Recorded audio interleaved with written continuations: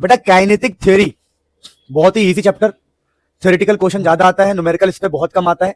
Understanding veg chapter है, जिसको आज तक कुछ भी नहीं आता वो भी इस चैप्टर को समझ सकता है, क्यों चैप्टर में कुछ समझने लायक ही नहीं है। थर्मोडायनेमिक्स, फिजिक्स और केमिस्ट्री का ऑलमोस्ट दोनों सेम है, थोड़ा सा फर्क है, इसलिए हम बाद में थर्मोडायनेमिक्स को हमने रोक दिया है, बाद में आपको रिवाइज करा देंगे बढ़िया से, ठीक है ना। ऑलमोस्ट सेम है, कुछ कुछ साइन का फर्क है, थर्ड लॉ सेकंड लॉ ये सबका हल्का हल्का फर्क है, ठीक है। तो यहां पर देखो,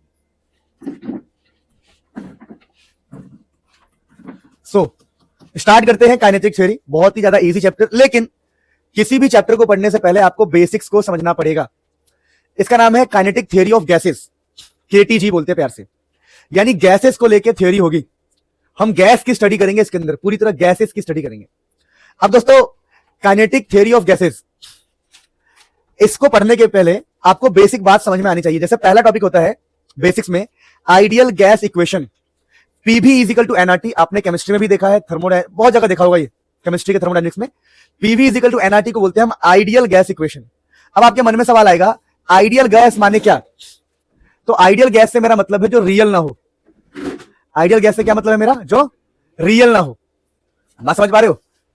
तो आइडियल गैस इक्वेशन मतलब ऐसा गैस जो रियल नहीं है और उसकी हमने इक्वेशन बनाई है, नाम ही लिखा है आइडियल गैस। अब आइडियल गैस क्या होता है इसकी डेफिनेशन हम बाद में पढ़ेंगे, अभी बस मानो कि एक इक्वेशन है जो गैस की इक्वेशन है और इसका नाम होता है ideal gas equation. PV is equal to nRT, जहां एन का मतलब नंबर ऑफ मोल्स होता है, आर का मतलब होता है गैस कांस्टेंट, आर की वैल्यू 8.314 होती है, टी का मतलब टेम्परेचर होता है, और वी का मतलब क्या होता है? वॉल्यूम, पी का मतलब क्या होता है? प्रेशर। जिसको नहीं पता बता दूं, पी यहां पर बेटा प्रेशर को रिप्रेजेंट कर रहा है और मेरे प्यारे बच्चों वी यहां पर वॉल्यूम को रिप्रेजेंट कर रहा है।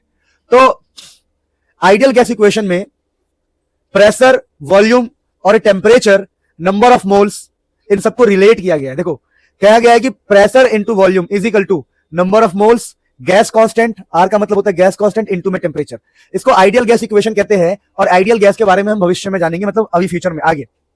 कुछ लॉज है जो हमें समझना पड़ेगा, ये बेसिक्स है। बेसिकली ये केमिस्ट्री के सिलेबस में होता था पहले, आज से 8-7 साल पहले केमिस्ट्री में पढ़ाते थे ये सब। अब हमें फिजिक्स में पढ़ना है। देखिए पहला लॉ है बॉयल्स लॉ। बॉयल्स लॉ कहते हैं कि pressure is inversely proportional to volume. अगर प्रेशर बढ़ेगा तो वॉल्यूम घटेगा। फील करो, प्रेशर बढ़ाने से वॉल्यूम, तो pressure is inversely proportional to volume at constant temperature. लेकिन टेम्परेचर को हम चेंज नहीं करेंगे, क्योंकि यहां पर हमें बात करनी है सिर्फ प्रेशर और वॉल्यूम से। हमें टेम्परेचर को सेम रखना है, मेंटेन रखना है, टेम्परेचर में चेंजेस नहीं आना चाहिए। फिर दोस्तों यहां लिख भी दिया है pressure is inversely proportional to volume of a gas at constant temperature. इसका नाम होता है बॉयल्स लॉ। इसका नाम होता है बॉयल्स लॉ। ये सेम चीज हम आइडियल गैस इक्वेशन में भी देख सकते हैं। अगर दोस्तों मैं ऐसे लिख दूं P is equal to nRT by V, अगर हमारा टेम्परेचर कांस्टेंट हो जाए तो n तो कांस्टेंट ही है, नंबर्स तो कांस्टेंट ही है, R भी कांस्टेंट है और टेम्परेचर भी कांस्टेंट हो गया, यानी ये सभी कांस्टेंट हो जाएंगे। तो pressure is inversely proportional to volume. Pressure is inversely proportional, क्योंकि PV is equal to nRT को लिख दिया मैंने P बाई V nRT, मतलब P के नीचे इधर V nRT बाई V। तो बॉयल्स लॉ सिंपल कहता है pressure is inversely proportional to volume अगर टेम्परेचर आपका कांस्टेंट है। कांस्टेंट का मतलब होता है हर वक्त सेम रहना, चेंजेस नहीं आ रहे। फिर दोस्तों अपने पास है अगला चार्ल्स लॉ। चार्ल्स लॉ कहता है कि volume is directly proportional to temperature. अगर हम गैस का टेम्परेचर बढ़ा देंगे तो गैस का टेम्परेचर बढ़ाने से वॉल्यूम भी बढ़ जाएगा। सही बात नहीं है? क्योंकि गैस का मोशन बढ़ जाएगा, धक्का मुक्की बढ़ जाएगा, समझे? तो वॉल्यूम भी बढ़ जाएगा, फैलाव, वॉल्यूम मतलब फैलना। तो volume is directly proportional to temperature. अब यहां पर हमें प्रेशर को कांस्टेंट रखना है। मतलब क्या है, अगर हम PV is equal to NRT को देखते हैं तो वॉल्यूम और टेम्परेचर आपस में प्रोपोर्शनल है। अगर हम प्रेशर को कांस्टेंट मान ले, एन तो कांस्टेंट ही होता है और आर तो कांस्टेंट ही होता है, तो एन मतलब मोल्स तो कांस्टेंट है, फिक्स होगा ना मोल्स तो ये चार्ल्स लॉ कहलाता है। एक है एवोगैड्रो लॉ। एवोगैड्रो लॉ क्या कहते हैं समझने का प्रयास कीजिए। आ जाओ बेटा, नहा रहे थे आप? नहाने में लेट हो जाते हैं ना बच्चे, नहाने में, खाने में, बताओ इतना लेट? सच्ची में भाग के आए हो? लग रहा है कि भाग के आए हो। गुड, शाबाश। आ जाओ इधर आओ, कम बेटा, दीदी को जगह दो, दीदी को जगह दो जल्दी। शाबाश शाबाश, वेरी गुड। नाराज हो मुझसे? नाराज हो? क्या होता है वो? बाजी को जगह दो। अब ठीक है, बाजी नहीं समझते तुम लोग? दीदी को बाजी बोलते हैं। कह रहे जो जिस भाषा में समझेगा उस भाषा में उसको पहन देंगे। क्या क्या बात है। तो कह रहे खुद ही बोल के खुद ही हंस रहे। मुझे बोल रहा है बंदूक इज ऑलवेज लोडेड बेटा, ठीक है। चलो, एवोगैड्रो साहब थे, उन्होंने कहा कि volume is directly proportional to number of mole. सही बात है। जितने देखो पीवी इक्वल टू एनआरटी भी तो यही कहता है ना, proportional to number of mole. इसको बोलते हैं हम चार्ल्स लॉ। खुद लिख पाओगे ये? देखो, volume is directly proportional to temperature, तो हमने V और T को पकड़ा तो P को कांस्टेंट कर दिया। P को समझ पा रहे मेरी बात को? यानी जिसको दो को हम पकड़ेंगे उसके अलावा सारे क्या हो जाएंगे? कांस्टेंट। तो ये हमारा चार्ल्स एवोगैड्रो लॉ है, volume is directly proportional to number of moles. तो अभी हम बेसिक्स बातें ही देख रहे हैं। अब इन्हीं से मिलकर अगर इन सबको हम कंबाइन कर देंगे ना तो हमें मिल जाएगा PV इज इक्वल टू, इसका नाम होता है परफेक्ट गैस इक्वेशन, या इसी को बोलते हैं हम आइडियल गैस इक्वेशन। समझ पा रहे हो? इसी को परफेक्ट गैस या फिर बोला जाता है आइडियल गैस इक्वेशन मेरे प्यारे बच्चों। अब जो भी गैस इस इक्वेशन को फॉलो करेगा, जो भी गैस इस इक्वेशन को फॉलो करेगा उसको हम आइडियल गैस बोलेंगे। The gas is who follows this equation called ideal gas. मेरी बात समझ पा रहे हो बढ़िया से? क्या समझे? कि जो भी इस इक्वेशन को फॉलो करेगा उसको हम प्यार से क्या बोलेंगे? आइडियल। कोई दिक्कत किसी को? पक्का? अच्छा, बहुत बढ़िया। तो इस पहले पेज में आपको क्या ऐसा लगता है कि आपको याद करने की जरूरत है? वो है बस PV is equal to NRT. Pressure is directly proportional to temperature. अगर V को नीचे ले आएंगे तो pressure is inversely proportional to volume. मतलब इसी में सब कुछ छुपा हुआ है, ठीक है। तो ये हमारा पहला पेज है, आप एक बार रीड कर लो। जो आपको लगे कि मुझे नोट करना है 1 मिनट का टाइम लेके नोट कर लो, और जो लगे कि मैं घर पे कर सकती हूँ उसको घर के लिए छोड़ दो। Please guys take 2 minutes of time. क्या कह रहे हो मित्र? पीडीएफ सब भेजे हुए ग्रुप में, टेंशन मत लो।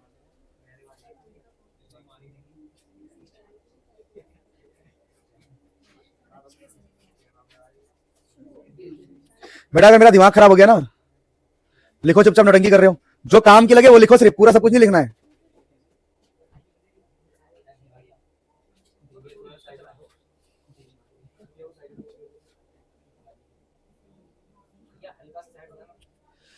ये जो हल्का हल्का सुर,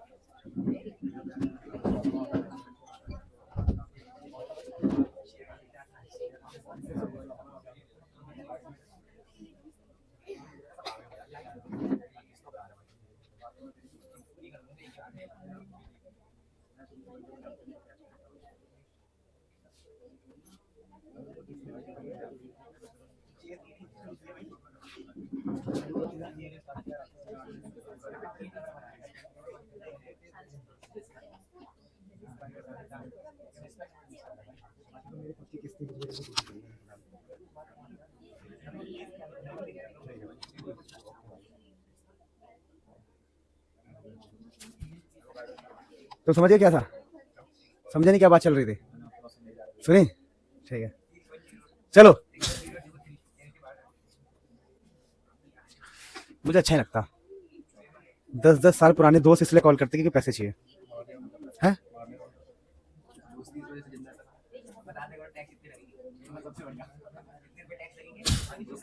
सुनो, स्टार्ट करते। सुनिए दोस्तों, आई होप आपने समझ लिया क्या आपके काम का था और क्या काम का नहीं था। उसमें एक ही शब्द काम का था, PV is equal to NRT. बस उसी इक्वेशन से हमें पता लग जाएगा कि प्रेशर वॉल्यूम उल्टे है, प्रेशर टेम्परेचर आमने सामने है, वॉल्यूम और मोल सामने सामने, सब उसी से पता लग रहा है। अब एक वर्ड होता है R बाई NA। कई लोगों को R का मतलब नहीं पता, बता दूं। R यहां पर होता है 8.314 और NA का मतलब पता कितना होता है? Avogadro number. इसको बोलते हैं एवोगैड्रो। एवोगैड्रो एवोगैड्रो नंबर ये होता है 6.023 10 की पावर 23।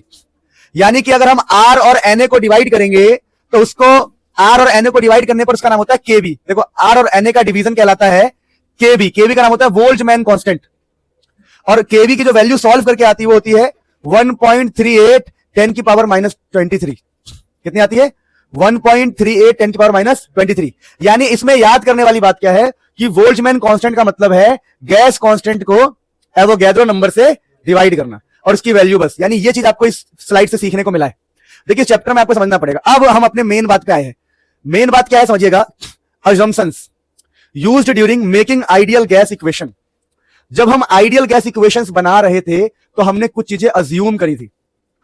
आज से 50 साल 60 साल 100 साल पहले लोगों के पास इतनी तरक्की नहीं थी, इतना साइंस नहीं फैल गया था, तो चीजें लोग मान लेते थे। नहीं समझे मेरी बात को? छोड़ो क्या है यार तुम भाई, देखो ध्यान से प्लीज। तुम लोग हंसते क्यों हो? तुम्हें लगता है कि मेरे दिमाग में कुछ आ गया है?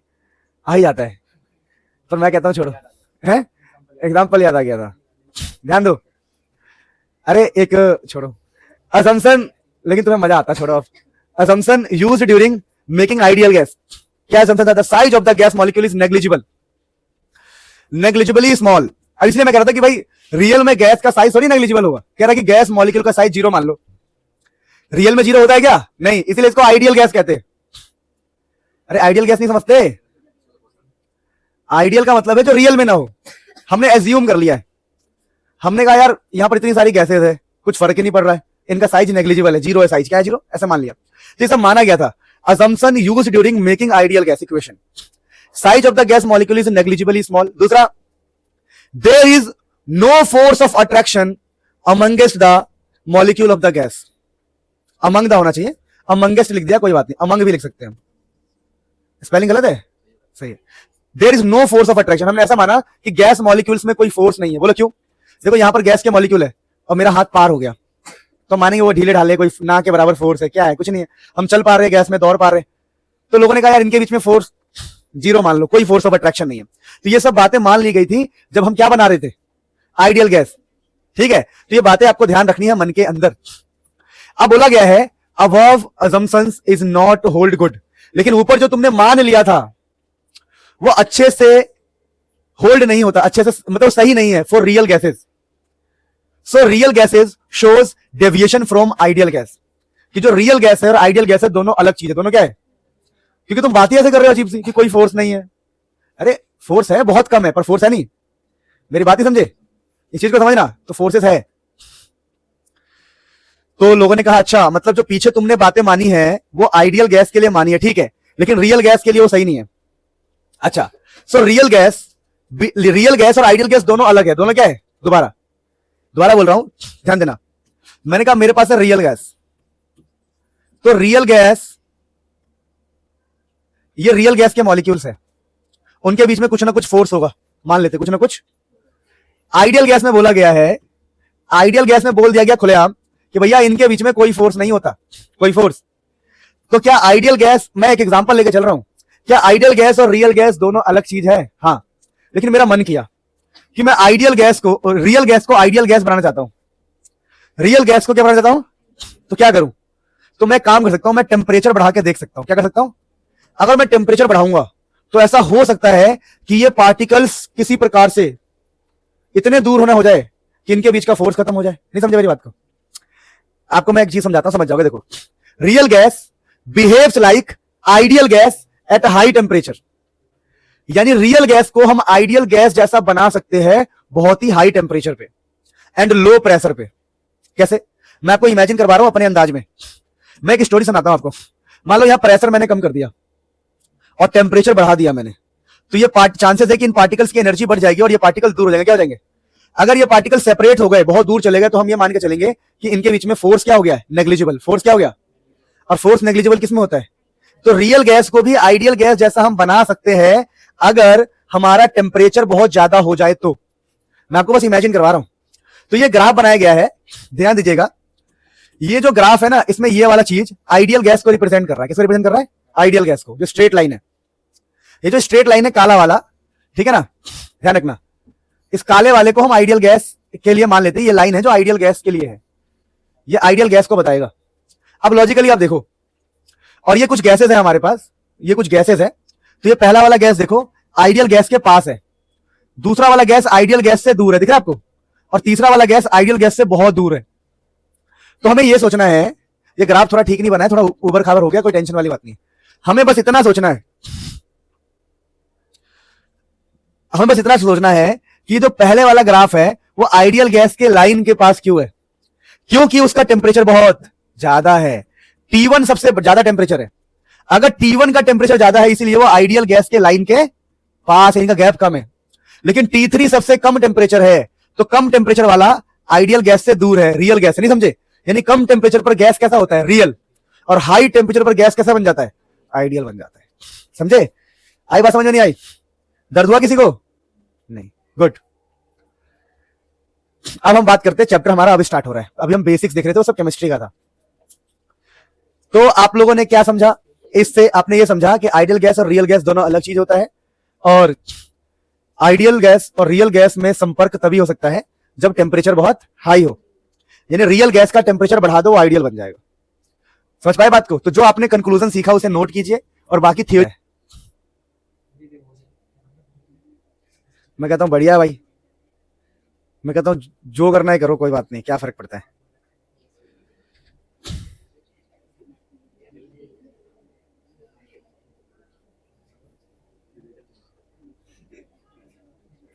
हो गया? चलो,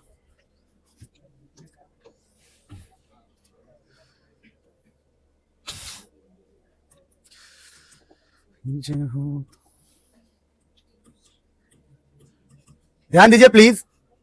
यहां लिखा हुआ है अजम्पशन और पोस्टुलेट्स ऑफ केटीजी। अब हम पढ़ रहे हैं काइनेटिक थ्योरी ऑफ गैसेस। अब क्या क्या बातें अज्यूम की गई थी जब हम काइनेटिक थ्योरी को बना रहे थे। अजम्पशन भी बोलते हैं, इसको पोस्टुलेट भी बोलते हैं। पोस्टुलेट मतलब विचार। विचार क्या था केटीजी को लेके? Kinetic theory of gases. देखिए, काइनेटिक का मतलब यहां पर होता है मोशन। तो गैसेस के मोशंस को लेके क्या बातें कही गई? देखिए, या हमें स्टडी करनी है गैस के मोशन के बारे में। केटीजी का मतलब है kinetic theory of gases, motion की थ्योरी गैस के लिए। तो पहली बात बोली गई कि भाई जो मॉलिक्यूल से रिजिड है, मॉलिक्यूल्स को पत्थर की तरह माना, गैस के मॉलिक्यूल्स को पत्थर की तरह मान लिया गया, रिजिड। फिर बोला गया इलास्टिक स्फेयर्स होंगे, ये रिजिड होंगे, इलास्टिक स्फेयर्स होंगे, आइडेंटिकल इन ऑल एस्पेक्ट्स, मतलब जितने भी गैस के मॉलिक्यूल्स है सब एक जैसे होंगे। तो बोला गया मॉलिक्यूल्स आर रिजिड है, इलास्टिक स्फेयर्स है, आइडेंटिकल इन ऑल एस्पेक्ट्स, मतलब हर प्रकार से एक जैसे है, वो शकल सूरत रंग हर तरह से एक प्रकार के। तो गैस के मॉलिक्यूल कैसे? रिजिड है, इलास्टिक है। समझ रहे बात को? फिर बोला गया साइज इनका नेग्लिजिबली स्मॉल होगा, इसको नेग्लेक्ट कर दो, बहुत छोटे होंगे ये, ठीक है भाई। फिर बोला इनका रैंडम मोशन होता है, गैस के मॉलिक्यूल रैंडमली मोशन करते रहते हैं। नो फोर्स ऑफ अट्रैक्शन, कोई फोर्स ऑफ अट्रैक्शन नहीं है, ये ऐसी है, ये ऐसी है, ये मतलब गैस के मॉलिक्यूल्स में कोई फोर्स ऑफ अट्रैक्शन नहीं है, यानी कि गैस से गैस पैदा नहीं हो सकता बिना अट्रैक्शन के। थोड़ी हो रहा है, मजाक कर रहा है, सॉरी, ठीक है। तो collision of molecules take place, molecules का टकराव होता है, सही बात है। एक गैस दूसरे गैस के मॉलिक्यूल से चलते फिरते टकरा रहा है, and during collision their velocity changed in magnitude and direction. देखिए, एक गैस का मॉलिक्यूल दूसरे गैस के मॉलिक्यूल से टकराता है, जिसकी वजह से उनकी वेलोसिटी का मैग्नीट्यूड और डायरेक्शन दोनों चेंज होता है। मान लो अभी इसकी वेलोसिटी है 10, टकरा के 12 हो गई, जाना इस तरफ था, इस तरफ चला गया, तो वेलोसिटी 10 से 12 इधर चला गया। तो रैंडम मोशन होता है, collision of molecule take place, collision मतलब टकराना, during collision their velocity changed in magnitude and direction. फिर इलास्टिक कोलिजन होता है, कोलिजन कैसा होगा? इलास्टिक। एंड इंस्टेंटेनियस, कोलिजन जो है इंस्टेंटेनियस है। इंस्टेंटेनियस का मतलब तुरंत, खट खट खट खट खट, ऐसा नहीं है कि 4 दिन लग रहे कोलाइड होने में, नहीं, खटपट खटपट, इंस्टेंटेनियस, इंस्टेंट है, तुरंत तुरंत कोलिजन होता है। डेंसिटी रिमेन सेम, जो गैसेस है उसकी डेंसिटी चेंज नहीं होती। डेंसिटी समझते हो? डेंसिटी यानी घनत्व, गैस की डेंसिटी चेंज नहीं होती है। ये सब बातें थी।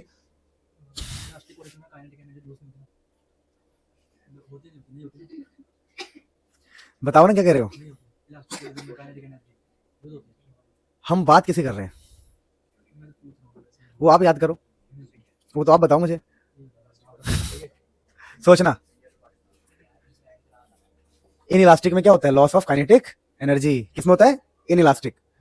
चलिए, अब पीछे हमने क्या पढ़ा दोस्तों? पीछे हमने ये पढ़ा कि जो अब देखो, अब आपको रोना आएगा, क्योंकि अब जो टॉपिक है, मैंने पिछले साल 5 लाख का शर्त लगाया था, और मैंने कहा था पहली बार में जो व्यक्ति समझ गया मैं उसे गिनती के 5 लाख दूंगा। मैं कसम खाता हूं, तुम्हारी खाऊं? नहीं, ठीक है, तो मैं कसम खाता हूं कि भाई साहब जो ये पहली बार में समझ जाएगा उसको 5 लाख में दूंगा, मैं वचनबद्ध हूं। देखो ऑनलाइन बोल रहा हूं, डिलीट कर दूंगा बाद में, पक्का, ठीक है। तो ये टॉपिक कोई नहीं समझ पाता। क्या है वो टॉपिक? देखो कि अब हम ये कह रहे हैं कि भाई देखो, अगर ये हमारी दीवार है तो दीवार पर जो गैस के मॉलिक्यूल से प्रेशर लगाएंगे, खटैक खटैक, नहीं समझे? इस कमरे में गैस भर दूं मैं, तो गैस के मॉलिक्यूल टकराएंगे, तो कुछ ना कुछ प्रेशर लग रहा होता है। जैसे मैं बोलूं यहां पर रुमाल रख दो, रुमाल, तो रुमाल ऐसे उड़ता है, गैस के मॉलिक्यूल क्या लगा रहे हैं? फोर्स। नहीं समझे? हमें फील नहीं होता गैस का, क्योंकि हम बहुत हैवी है गैस के मुकाबले। नहीं समझे? यानी गैस के मॉलिक्यूल प्रेशर तो लगाते हैं, अब उस प्रेशर की डेरिवेशन करने में भाई प्राण निकल जाता है। हमें करना है expression for pressure exerted by a gas. एक गैस कितना प्रेशर लगाता है उसका एक्सप्रेशन निकालो या उसका डेरिवेशन निकालो। अब भाई साहब ये काफी ज्यादा चैलेंजिंग हो जाता है, काफी चैलेंजिंग। तो भाई पहले तो कुछ बेसिक बातें समझ लेते हैं। हमने let m mass of each molecule. हमने मान लिया कि हमारे पास एक क्यूब है, मान लिया कि भाई हमारे पास एक क्यूब है। ध्यान देना, मैं डायग्राम बनाता हूं, ये बहुत टफ है, पहली बार में किसी को समझ नहीं आएगा, और प्लीज नोट्स अच्छे से तैयार कर लेना आप लोग। तो मान लेते हैं कि हमारे पास एक क्यूब है, क्यूब ऑफ साइड ए, और इसके अंदर में गैस के पार्टिकल्स भरे हुए। इस क्यूब की साइड है ए। अब जो गैस का पार्टिकल है कहां पे रखा हुआ है? एकदम एक कोने, जैसे एक कमरा है तो कमरे के एक दीवार के साइड पे खड़ा है। किस पे खड़ा है? ऐसा मान इमेजिन कर लेते हैं रेफरेंस के लिए। अब ये जाएगा आगे, इस वाली दीवार से टकराएगा, इस दीवार पे अभी है गैस का मॉलिक्यूल, यहां से जाएगा, टकराएगा, टकरा के आएगा, वैसे दूसरा गैस जाएगा, टकराएगा, आएगा। तो गैस मॉलिक्यूल टकराते रहते हैं, आते रहते हैं, टकराते रहते हैं, आते रहते हैं। नहीं समझ रही बात को? फील करना इस बात को। तो गैस के मॉलिक्यूल टकराएंगे तो प्रेशर पैदा होगा। तो अभी हमने ये माना है कि गैस जो है वो अगर हम फील करें तो गैस तीनों, अभी हम एक्स वाई जेड माने डायरेक्शंस, तो एक्स वाई जेड तीनों में गैस के मॉलिक्यूल्स होंगे, तीनों में गैस के। तो हमने माना कि let m mass of each molecule, हमने हर मॉलिक्यूल का मास m मान लिया। क्या मान लिया? m। और हमने कहा उसकी वेलोसिटी कहां कहां होगी? तो उसकी वेलोसिटी x में भी होगी, y में भी होगी और z में ही होगी। तो हम उसके वेलोसिटी का मैग्नीट्यूड निकाल रहे हैं। तो वेलोसिटी का मैग्नीट्यूड कैसे निकालते हैं याद है आपको? Under root vx square vy। अरे एक चीज ध्यान रखना, ये अलग लाइन है और ये अलग लाइन है, डिवाइड में नहीं है, ये पता ना ये बात। ऊपर की लाइन बता रहा है कि वेलोसिटी का फॉर्मूला क्या होता है। वेलोसिटी का फॉर्मूला होता है vx i cap, vy z cap और vz k कैप। आप लोगों ने बचपन में पढ़ा होगा ना ऐसे कि अगर हम वेलोसिटी लिखना चाहे किसी का भी, तो x वाली वेलोसिटी i कैप, y वाली वेलोसिटी z कैप, z वाली k कैप। याद है आपको? वेक्टर लिखते थे, वेक्टर हम लोग 2i cap, 3j cap, 5k cap. वैसे था ये कि x में 2, y में 3, z में, तो हमने बोला x y z। तो हमने मान लिया कि अभी ये चारों तरफ वेलोसिटीज होगी, तो x y z हमने मान लिया। फिर हमने इसका मैग्नीट्यूड निकाला। आपको याद होगा बचपन में हम मैग्नीट्यूड ऐसे निकालते थे, मैग्नीट्यूड अंडर रूट करके, under root vx square plus vy square plus vz square. या इसका निकालेंगे तो कैसे निकलेगा? अंडर रूट 2e का स्क्वायर, 3 का स्क्वायर, 5 का स्क्वायर। तो वही हमने क्या किया, हमने ना वेलोसिटी का मैग्नीट्यूड निकाला। तो v आ गया हमारा ये। इसको हम कैसे लिख सकते हैं? देखो, अगर मैं इस रूट को हटाना चाहूं, ध्यान देना, अगर मैं चाहता हूं मैं इस रूट को हटा दूं, इस रूट को, तो इधर स्क्वायर कर दूं तो हो जाएगा ये v का स्क्वायर, और यहां क्या बचेगा? vx vy vz। लेकिन यहां पर आप एक चीज ध्यान रखना प्लीज, जो मैं कह रहा हूं, हमने एक काम किया है, हमने एक इमेजिन किया है। हमने कहा कि मान लो यार जितने x का है उतना ही y का होगा, उतना ही हम होमोजीनियस मान रहे, एक जैसा। आप लॉजिकली सोचो, इस कमरे में बैठ के बात करते हैं, मैंने कहा बताओ इस कमरे में x डायरेक्शन में अगर 10 गैस के मॉलिक्यूल है तो y में भी तो 10 मानोगे, z में भी तो 10 मानोगे। समझना है, फील करना। ऐसा थोड़ी है कि इस कोने में ऑक्सीजन गैस ही नहीं आ रहा और वहां पर खूब ऑक्सीजन गैस है, उसके बाप का ऑक्सीजन गैस। अरे आप लॉजिकली बात करो ना। या अमीर आदमी के पास जाके गैस इकट्ठा हो गया, अरे वाह, और गरीब आदमी खांस रहा है, तड़प रहा है। अगर हम होमोजीनियस मानेंगे तो जो x है वो y और वही क्या है? z। तो हम यहां पर एक चीज मान लेते हैं, होमोजीनियस एक जैसा है कि vx vy और vz बराबर होगा। x y z के क्या होंगे? बराबर। तो अगर vx vy vz बराबर है तो समझना अगला स्टेप क्या होगा। v में क्या हो जाएगा? ये हम सब बराबर है तो हमने y वाले को भी x बोल दिया, z वाले को भी क्या बोल दिया? तो ये हो जाएगा vx square and vx square. तो अंदर क्या हो जाएगा? 3vx square. क्या हो जाएगा अंदर? तो ये v का स्क्वायर, अभी रूट नहीं हटा रहा मैं, ठीक है, रूट बाद में हटाएंगे। ये हो गया रूट के अंदर 3vx स्क्वायर। अब इस रूट को हटाने के लिए मैं यहां स्क्वायरिंग कर दूंगा तो इसका रूट हट जाएगा। नहीं समझे? तो v का स्क्वायर क्या हो गया बताओ? 3vx square. जहां v का मतलब क्या है? मैग्नीट्यूड। v का मतलब क्या है? Magnitude of velocities. और x का मतलब क्या है कि इस तरफ कितनी वेलोसिटी है। x मतलब अरे यार क्यों देखा इस तरफ, मिट गया वो। x का मतलब है, वही कह रहा था मैं, x का मतलब है इस तरफ की वेलोसिटी, समझे? यानी जो v का स्क्वायर है 3vx, ये इक्वेशन 1 है हमारा, जो हम आगे यूज करेंगे प्रेशर निकालते वक्त। तो समझते रहो, देखो रट्टा नहीं मार पाएंगे बाद में। अब हम बोलेंगे प्रेशर होता है फोर्स अपन में एरिया, सबको पता है। और न्यूटन साहब जाते जाते एक बात बता के गए थे कि उनकी एक और बीवी है किसी देश में, मजाक कर रहा। फोर्स इज इक्वल टू होता है Newton second law, rate of change of momentum, DP by D T, याद है? That is Newton second law. तो प्रेशर होता है फोर्स अपॉन में एरिया, और फोर्स क्या होता है फिर? चेंज इन मोमेंटम अपॉन में टाइम, और एरिया वहीं पर, नहीं समझे? तो प्रेशर क्या होता है? फोर्स अपॉन में एरिया। फोर्स क्या होता है? मोमेंटम अपॉन में rate of change of momentum, और एरिया की जगह पर एरिया। तो प्रेशर का फॉर्मूला क्या बन गया? Rate of change of momentum और एरिया का रिलेशन। यानी अगर मुझे प्रेशर निकालना है, समझना, अगर मुझे प्रेशर निकालना है तो मुझे मोमेंटम में चेंज चाहिए, टाइम चाहिए और एरिया चाहिए। जिस एरिया पर हम बात कर रहे हैं टकराएगा गैस, तो मोमेंटम चेंज कैसे निकालेंगे ये समझते हैं। तो देखिए आप लॉजिकली बात करना, मोमेंटम चेंज कैसे निकालेंगे? देखिए पार्टिकल का मोमेंटम होता है m इंटू वी। क्या होता है? मोमेंटम। देखिए मोमेंटम का मतलब होता है m इंटू वी, तो m इंटू वी एक्स। तो सोचो m इंटू वी एक्स से गया और m इंटू वी एक्स से ही आएगा, तो मोमेंटम चेंज कैसे निकालेंगे? देखो मान लो कि ये है इनिशियल मोमेंटम, क्या ये? तो फाइनल मोमेंटम क्या होगा? m into V X minus का, फील करो, जाते वक्त मोमेंटम था m इंटू वी, आते वक्त उल्टा है, क्या है? Minus m into V. तो जाते वक्त m इंटू वी, आते वक्त माइनस m इंटू वी। तो हमें निकालना है चेंज। चेंज कैसे निकालते हैं? तो चेंज के लिए इन दोनों को माइनस करना पड़ेगा। तो चलो M V X minus minus M V X, इसमें से इसको माइनस किया। चेंज कैसे पता लगेगा?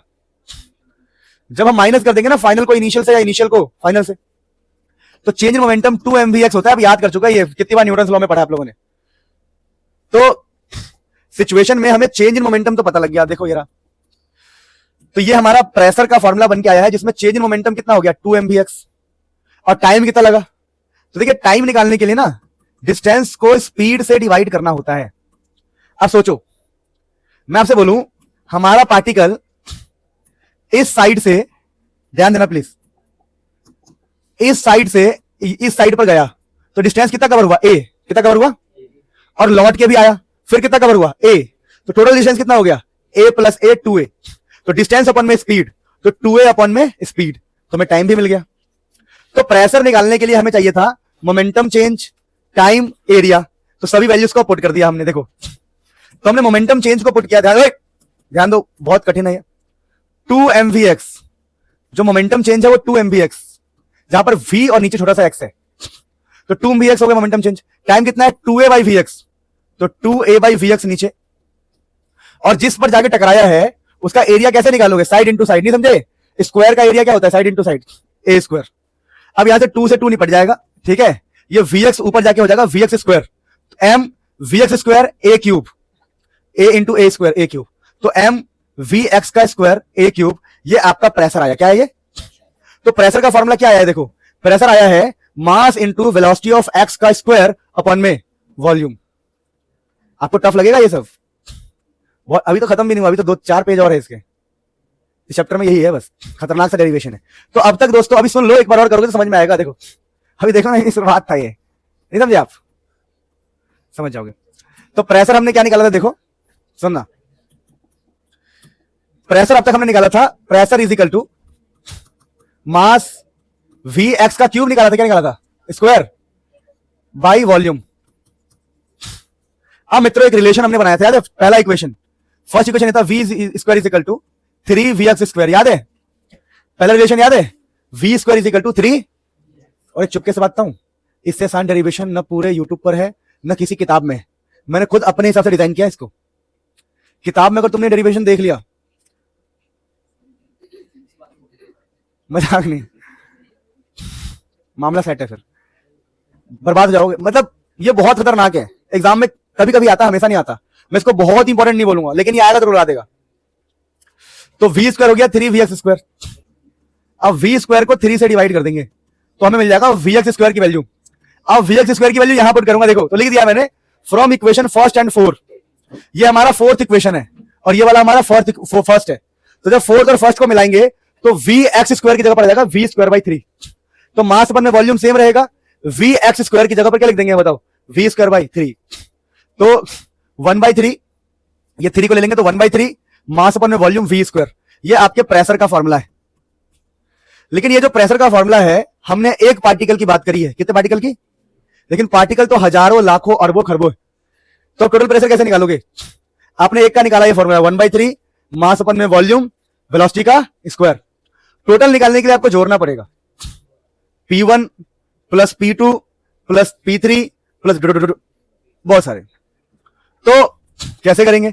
तो पहले पार्टिकल का क्या होगा 1/3 मास अपन में वॉल्यूम पहले पार्टिकल के वेलोसिटी का स्क्वायर, नहीं समझे? 1/3 मास अपन में वॉल्यूम पहले पार्टिकल के वेलोसिटी का स्क्वायर। सबको जोड़ना पड़ेगा ना, तभी आएगा आपका पी नेट। टोटल प्रेशर कब आएगा? जब सबको जोड़ेंगे। तो ये हमारा P1 हो गया, ये हमारा हो गया P2 1/3 मास अपन में वॉल्यूम वेलोसिटी का स्क्वायर, फिर P3 P4 P5, तो हमें मिलेगा पी नेट। क्या मिलेगा हमें? तो हमने काम किया, हमने कहा काम करते हैं टोटल प्रेशर निकालना है। 1/3 मास अपन में वॉल्यूम ले लेंगे हम कॉमन, तो 1/3 मास अपन में वॉल्यूम क्या ले लेंगे?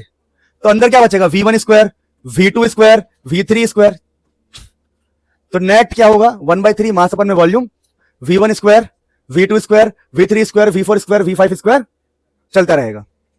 तो हमारे जो टोटल प्रेशर का फॉर्मूला आएगा ये आएगा 1/3, ध्यान देना 1/3 मास अपन में वॉल्यूम ये। अब हमने एक दिमाग लगाया, हमने कहा हम यहां पर n से मल्टीप्लाई और यहां पर n से डिवाइड करेंगे, उससे क्या होगा? यहां हो जाएगा n इंटू में m, जहां n का मतलब है टोटल पार्टिकल्स, n का मतलब क्या है? टोटल। तो यहां वेलोसिटी के नीचे n आ जाएगा, सभी वेलोसिटी के नीचे V1 square V2 square V3 V4 V5 V6 Vn जो लास्ट वाला पार्टिकल है Vn स्क्वायर, इसके नीचे क्या जाएगा? n, और ऊपर भी क्या हो जाएगा? n। इससे क्या फायदा है? इससे एक बहुत बड़ा फायदा है। मुझे पता है आप लोगों को टफ लग रहा है, पर यकीन मानो, कसम खाकर कहता हूं, इससे आसान कोई करा ही नहीं सकता। मैं चैलेंज कर रहा हूं, चैलेंज कर रहा हूं मैं खुलेआम, क्योंकि ये बहुत खतरनाक डेरिवेशन है। अब देखो 1/3 की जगह 1/3 हो गया, और ये n इंटू एम, एक mass total particle, total mass क्या जाएगा? कैपिटल M, नहीं समझे? अब भाई एक कप मास और सभी पार्टिकल से मल्टीप्लाई करोगे तो ये बन जाएगा टोटल मास। क्या बन जाएगा ये? और नीचे है वॉल्यूम, और ये हो जाएगा देखो V1 V2 V2, इसको ना VRMS बोलते हैं। आगे बता रहा हूं, देखो समझो, देखो ध्यान से, ध्यान दो, इधर देखो मैं क्या कह रहा हूं। इस वाले वेलोसिटी को जो V1 स्क्वायर V2 स्क्वायर है ना, इस पूरे को हम VRMS कहते हैं, VRMS का स्क्वायर शॉर्टकट में। तो क्या फॉर्मूला बन गया हमारा? 1/3 प्रेशर का फॉर्मूला, प्रेशर का फॉर्मूला है 1/3 मास अपन में वॉल्यूम का मतलब है डेंसिटी, और ये VRMS का स्क्वायर। यानी कि प्रेशर डिपेंड करता है डेंसिटी पे, और किस पे डिपेंड करता है? Speed, velocity, VRMS। तो VRMS से क्या मतलब है मेरा? पहले बता दूं मैं आपको, VRMS से मेरा मतलब है, VRMS से मेरा मतलब है V1 का स्क्वायर V2 का स्क्वायर बाई n, Vn का स्क्वायर बाई n, VRMS का स्क्वायर। समझ में आया? तो यहां पर VRMS का स्क्वायर का क्या मतलब है? इसका नाम RMS के ऊपर बताऊंगा अभी। तो VRMS का मतलब है पहले वाले वेलोसिटी का स्क्वायर, दूसरे के वेलोसिटी का स्क्वायर, जो लास्ट वाला nth पार्टिकल उसका स्क्वायर बाई n। अगर मैं इसका ये हटा दूं, रूट यहां लगा रहा हूं, नहीं समझे? जो स्क्वायर हटा के रूट यहां लगा दिया मैंने, तो पता क्या बन गया? देखो रूट, R का मतलब क्या हो गया? रूट। मीन का मतलब होता है एवरेज। एवरेज कैसे है बताओ? सभी पार्टिकल्स की वेलोसिटी को जोड़ा है और n से डिवाइड किया है, तो रूट मीन स्क्वायर। इसको ऐसे उल्टा पढ़ा जाता है, देखो ऐसे पढ़ते हैं, स्क्वायर कर दो, हाँ जी 7 कर दिया स्क्वायर सबका, फिर सबका मीन ले लो, हाँ स्क्वायर करने के बाद n से डिवाइड कर दिया, मीन हो गया, फिर सब पे रूट लगा दो, हाँ जी रूट लगा दिया। RMS उल्टा पढ़ते हैं, स्क्वायर मीन रूट, VRMS। पर हम कैसे पढ़ेंगे? पहले स्क्वायर करो सबका, फिर मीन लो सबका, तो इसको बोला जाता है। यानी कि फाइनली दोस्तों हम वहां पहुंच गए जो सबसे कठिन हिस्सा था, प्रेशर का फॉर्मूला, टोटल प्रेशर। यानी ये गैस अगर एक चैम्बर में है तो टोटल प्रेशर डेंसिटी पर और VRMS के स्क्वायर पे डिपेंड करता है, जहां VRMS का मतलब ये होता है और VRMS स्क्वायर का मतलब ये होता है और VRMS का मतलब ये होता है। VRMS का it is the root mean square of velocity of all the particles. हालत खराब हुई होगी तो इसको ना देखिए, अगला टॉपिक क्या है? Relation between pressure and average kinetic energy per unit volume. क्या मतलब है? अभी आप लोगों ने प्रेशर का फॉर्मूला पढ़ा, ध्यान दीजिए। प्रेशर का फॉर्मूला है 1/3 डेंसिटी VRMS स्क्वायर। तो काइनेटिक एनर्जी का क्या? ये तो इक्वेशन 1 है। हमें रिलेशन निकालना है किसमें? प्रेशर में और kinetic energy per unit volume. देखिए समझिए मेरी बात को, पहले आपका प्रेशर P है और काइनेटिक एनर्जी है KE, या फिर इसको K बोल दो, K है आपका काइनेटिक एनर्जी। तो काइनेटिक एनर्जी को वॉल्यूम से डिवाइड करेंगे तो ये क्या लाएगा? Kinetic energy per unit volume. बेटा बात नहीं, तो प्रेशर में और kinetic energy per unit volume में हमें रिलेशन देखना है। जो बातें कर रहा ना आ जाऊंगा वहीं पे मैं, बुद्धू कहीं का जो भी बातें कर रहा है। तो 1/3 डेंसिटी, ये तो प्रेशर है। अब हमें काइनेटिक एनर्जी का फॉर्मूला हो गया 1/2 mass V R M S square, पर हमें वॉल्यूम से डिवाइड करना पड़ेगा, तब जाके बनेगा ये kinetic energy per unit volume. तो हमने क्या किया, वॉल्यूम से डिवाइड कर दिया, इस जो ऊपर काइनेटिक एनर्जी है ना, ये जो काइनेटिक एनर्जी है उसको के ई बाई वी कर दिया, और यहां भी 1/2 एम बाई वी कर दिया, यहां V R M S square, यहां भी क्या है, अब यह kinetic energy per unit volume, और यह है हमारा 1/2 M by V V R M S square. M by V क्या बन जाएगा बताओ, अरे नहीं समझे, ये आपका काइनेटिक एनर्जी है, अब इसको हमने वॉल्यूम से डिवाइड किया, अगर हम लेफ्ट हैंड साइड में वॉल्यूम से डिवाइड करेंगे तो राइट हैंड साइड में डिवाइड करना पड़ेगा, तो ये बन जाएगा मास अपन में वॉल्यूम। अब ये बन जाएगा, देखो तो kinetic energy per unit volume क्या बन गया, 1/2 density V R M S का स्क्वायर। तो kinetic energy per unit volume को हम प्यार से के बोल रहे हैं, क्या बोल रहे हैं, के, ध्यान देना, काइनेटिक एनर्जी के ई बाई वी को हम प्यार से के बोल रहे हैं शॉर्टकट में, kinetic energy per unit volume को क्या बोल रहे हैं, के, तो 1/2 density V R M S का square, kinetic energy per unit volume को हम के बोल रहे हैं, जो कहलाएगा 1/2 density V R M S square. तो हमने क्या सीखा, बता रहा, देखो हमने ये सीखा कि जो प्रेशर का फॉर्मूला है 1/2 डेंसिटी, सॉरी 1/3, प्रेशर का फॉर्मूला क्या था, देखो प्रेशर का फॉर्मूला था 1/3 density V R M S square और V R M S square, और अभी हमने क्या पढ़ा, kinetic energy per unit volume, वो आया 1/2 वी आर एम एस का स्क्वायर। तो दोनों में किस चीज का फर्क है, रो और ये दोनों सेम है, यहां 1/3, वहां पर क्या है 1/2, दोनों को हम डिवाइड कर रहे हैं, तो हम प्रेशर को और kinetic energy per unit volume को हम के बोल रहे हैं। ये वॉल्यूम से डिवाइड करने के बाद के बना है, डिवाइड करने के बाद क्या आएगा, देखो 1/3 यहां आएगा एक्स्ट्रा, यहां आएगा 1/2, तो आंसर आ जाएगा 2/3, क्या आएगा आंसर, यानी जो हमारा प्रेशर है, देखो के को वापस वहां भेज रहा हूं, तो प्रेशर है 2/3 of kinetic energy per unit volume.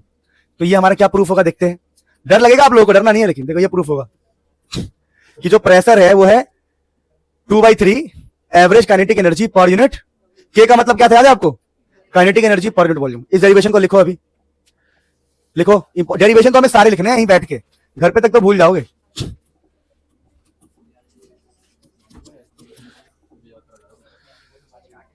देखिए ये फॉर्मूला बता रहा है अगर काइनेटिक एनर्जी ज्यादा हुआ तो प्रेशर भी क्या होगा, नहीं समझे मेरी बात, तो कहीं पर अगर काइनेटिक एनर्जी ज्यादा है गैस का एनर्जी बहुत ज्यादा है तो प्रेशर ज्यादा होगा, और गैस सिलेंडर इसलिए फट जाता है। गैस सिलेंडर क्यों फटता है, सुनो, जब कहीं आग लगती है ना तो गैस सिलेंडर फट जाता है, क्यों, क्योंकि टेम्परेचर की वजह से अंदर के गैस का स्पीड वेलोसिटी बढ़ जाएगा, जिससे उसकी काइनेटिक एनर्जी बढ़ जाएगी, और काइनेटिक एनर्जी बढ़ने से उसका प्रेशर बढ़ जाएगा, इतना ज्यादा प्रेशराइज हो जाएगा गैस कि बस सिलेंडर फट जाता है, और सिलेंडर के जो टुकड़े हैं वो इंसान के कलेजे में, छाती में, इधर उधर, बस कहा क्या बोला था ये। अब देखो अगला टॉपिक है, ये बहुत इंपॉर्टेंट टॉपिक है, काइनेटिक इंटरप्रिटेशन होता है, ये इंटरप्शन लिख दिया है, इंटरप्रिटेशन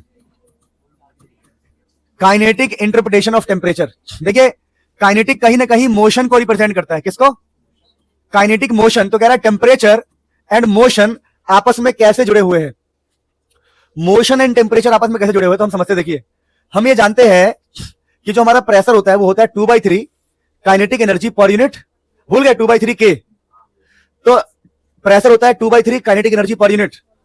तो अब कुछ नहीं, हमने v को इधर भेज दिया, ध्यान दो, v को इधर भेज देंगे तो क्या होगा बताओ, pv बन जाएगा। तो देखो अरे यार ये क्या था, ये के ई बाई वी था ना, ये तो v को इधर भेज दिया, तो pv क्या हो गया 2/3 काइनेटिक एनर्जी।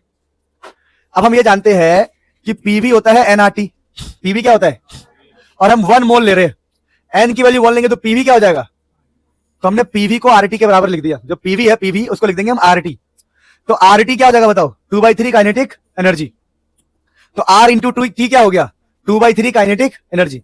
यहां से क्या प्रूफ होता है, यहां से प्रूफ होता है कि काइनेटिक एनर्जी टेम्परेचर पे डिपेंड करता है, यानी कहीं पर भी टेम्परेचर बढ़ेगा तो गैस मॉलिक्यूल का काइनेटिक एनर्जी बढ़ जाएगा, इसलिए आग लगने पर क्या होता है, टेम्परेचर बढ़ता है, टेम्परेचर बढ़ने से काइनेटिक एनर्जी बढ़ता है, और काइनेटिक एनर्जी बढ़ने से गैस सिलेंडर फट जाता है।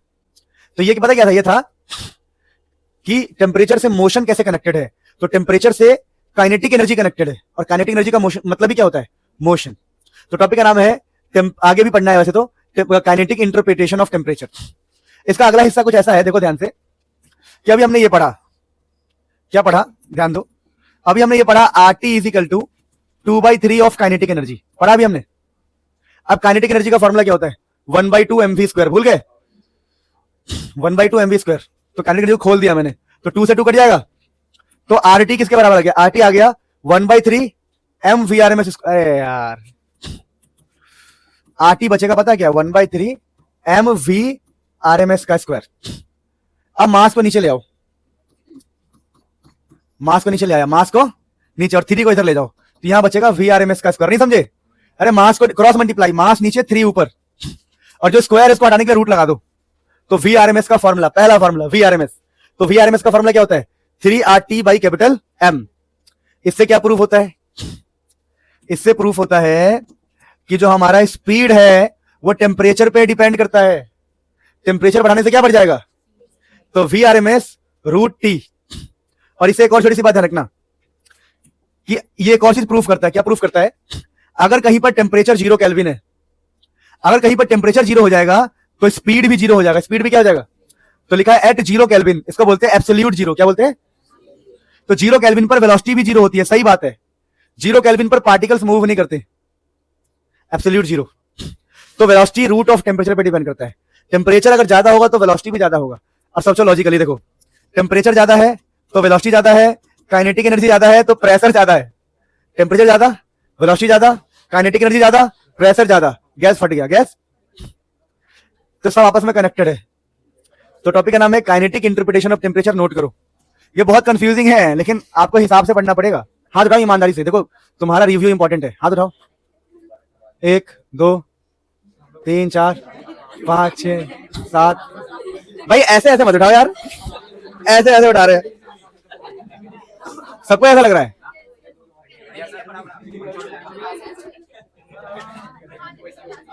ऐसे मत करो यार, डाउन डाउन। कल टेस्ट किस चीज का है? चैप्टर कहां से कहां तक? चलो काम करते हैं, खाली बुक 1 रख देते, खुश रहोगे तुम। ठीक है, बुक यानी बुक 1 या फिर बुक 2?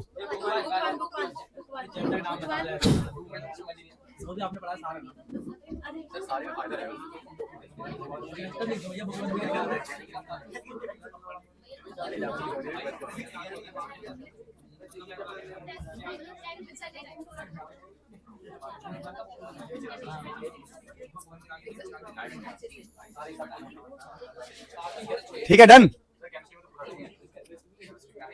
केमिस्ट्री में तो पूरा कर देंगे। किनका स्कूल है?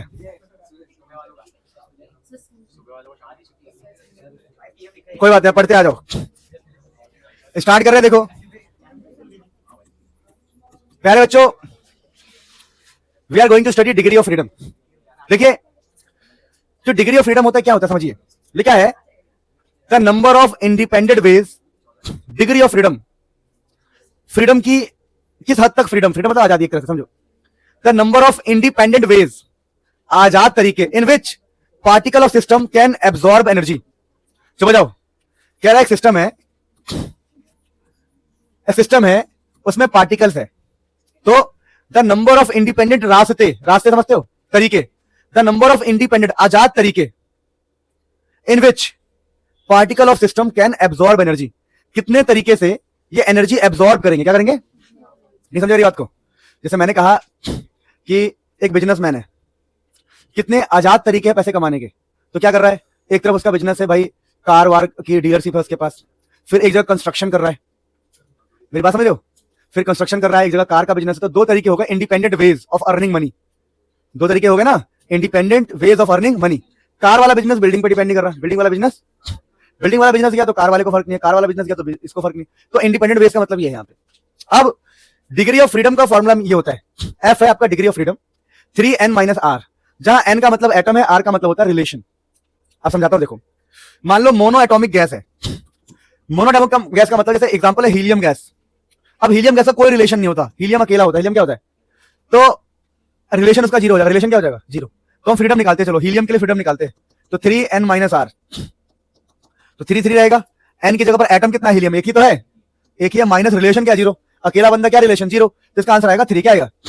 यानी हीलियम का डिग्री ऑफ फ्रीडम 3 है। यानी हीलियम के पास 3 इंडिपेंडेंट वेज है इन विच एब्सॉर्ब एनर्जी है, एनर्जी को एब्सॉर्ब कर सकता है। 3 तरीके इसके बाद। देखिए आप समझे, मैं सिंपल वाला डिग्री ऑफ फ्रीडम बताया मैंने आपको, ठीक है। वरना मैं चाहता तो इमेजिन करवा सकता था कि देखो ये एक्स है, वाई जेड है, ये रोटेट कर रहा है, ऐसे बड़ा खतरनाक तरीके से होता है जब हम जेईई की बात करते हैं, ठीक है। सीबीएसई में, बोर्ड्स में, आईएससी में, डीएवी में, पंजाब में, हिमाचल में इतना टफ नहीं आता है। अब सिंपल है, देखो अगर हमारे पास ट्राई एटॉमिक गैस है, डाई भी होगा, टेंशन मतलब ये रहा ना। अभी हमने मोनोएटॉमिक पढ़ा था, क्या पढ़ा था? अब हमारे पास डाई एटॉमिक है। देखो डाई एटॉमिक का गैस का मतलब पता क्या होता है? जिसके अंदर दो हो, जैसे oxygen gas.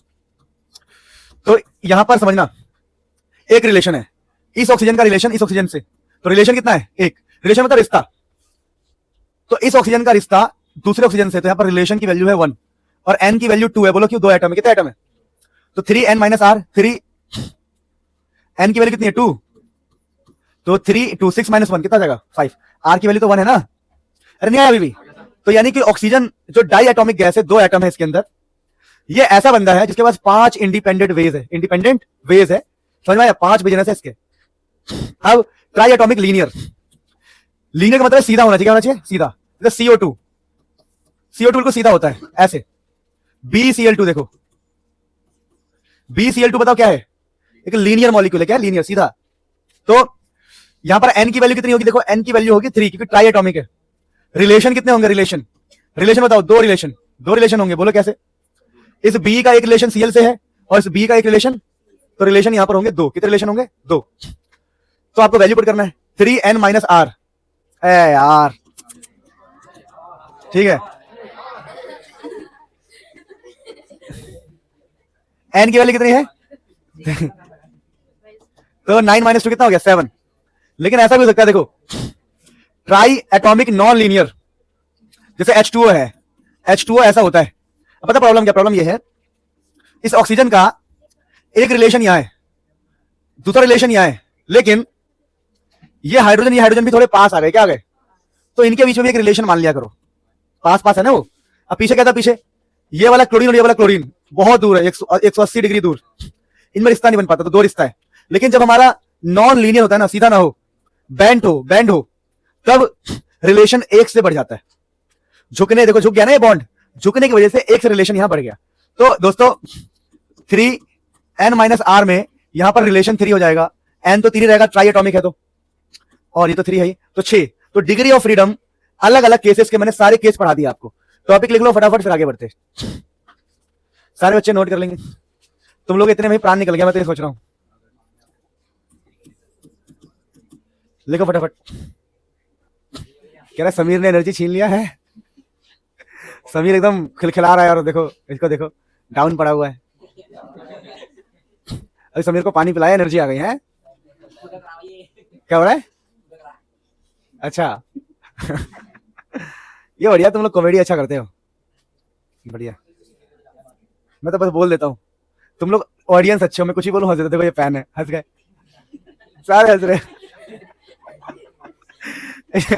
You audience are good भाई, समझो कुछ भी करना है। एक बार मैं ना,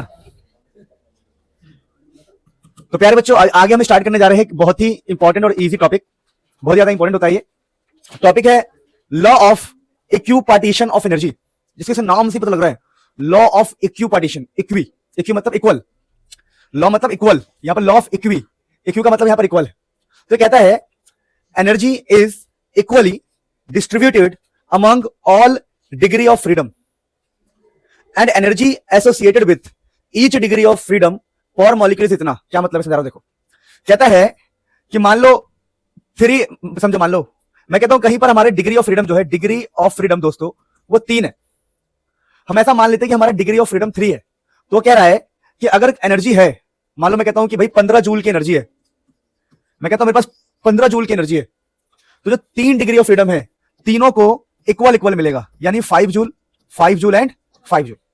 तो ये कहता है लॉ ऑफ इक्विपार्टीशन एनर्जी कहता है कि energy is equally distributed among all degree of freedom and energy associated with each degree of freedom for molecule is इतना।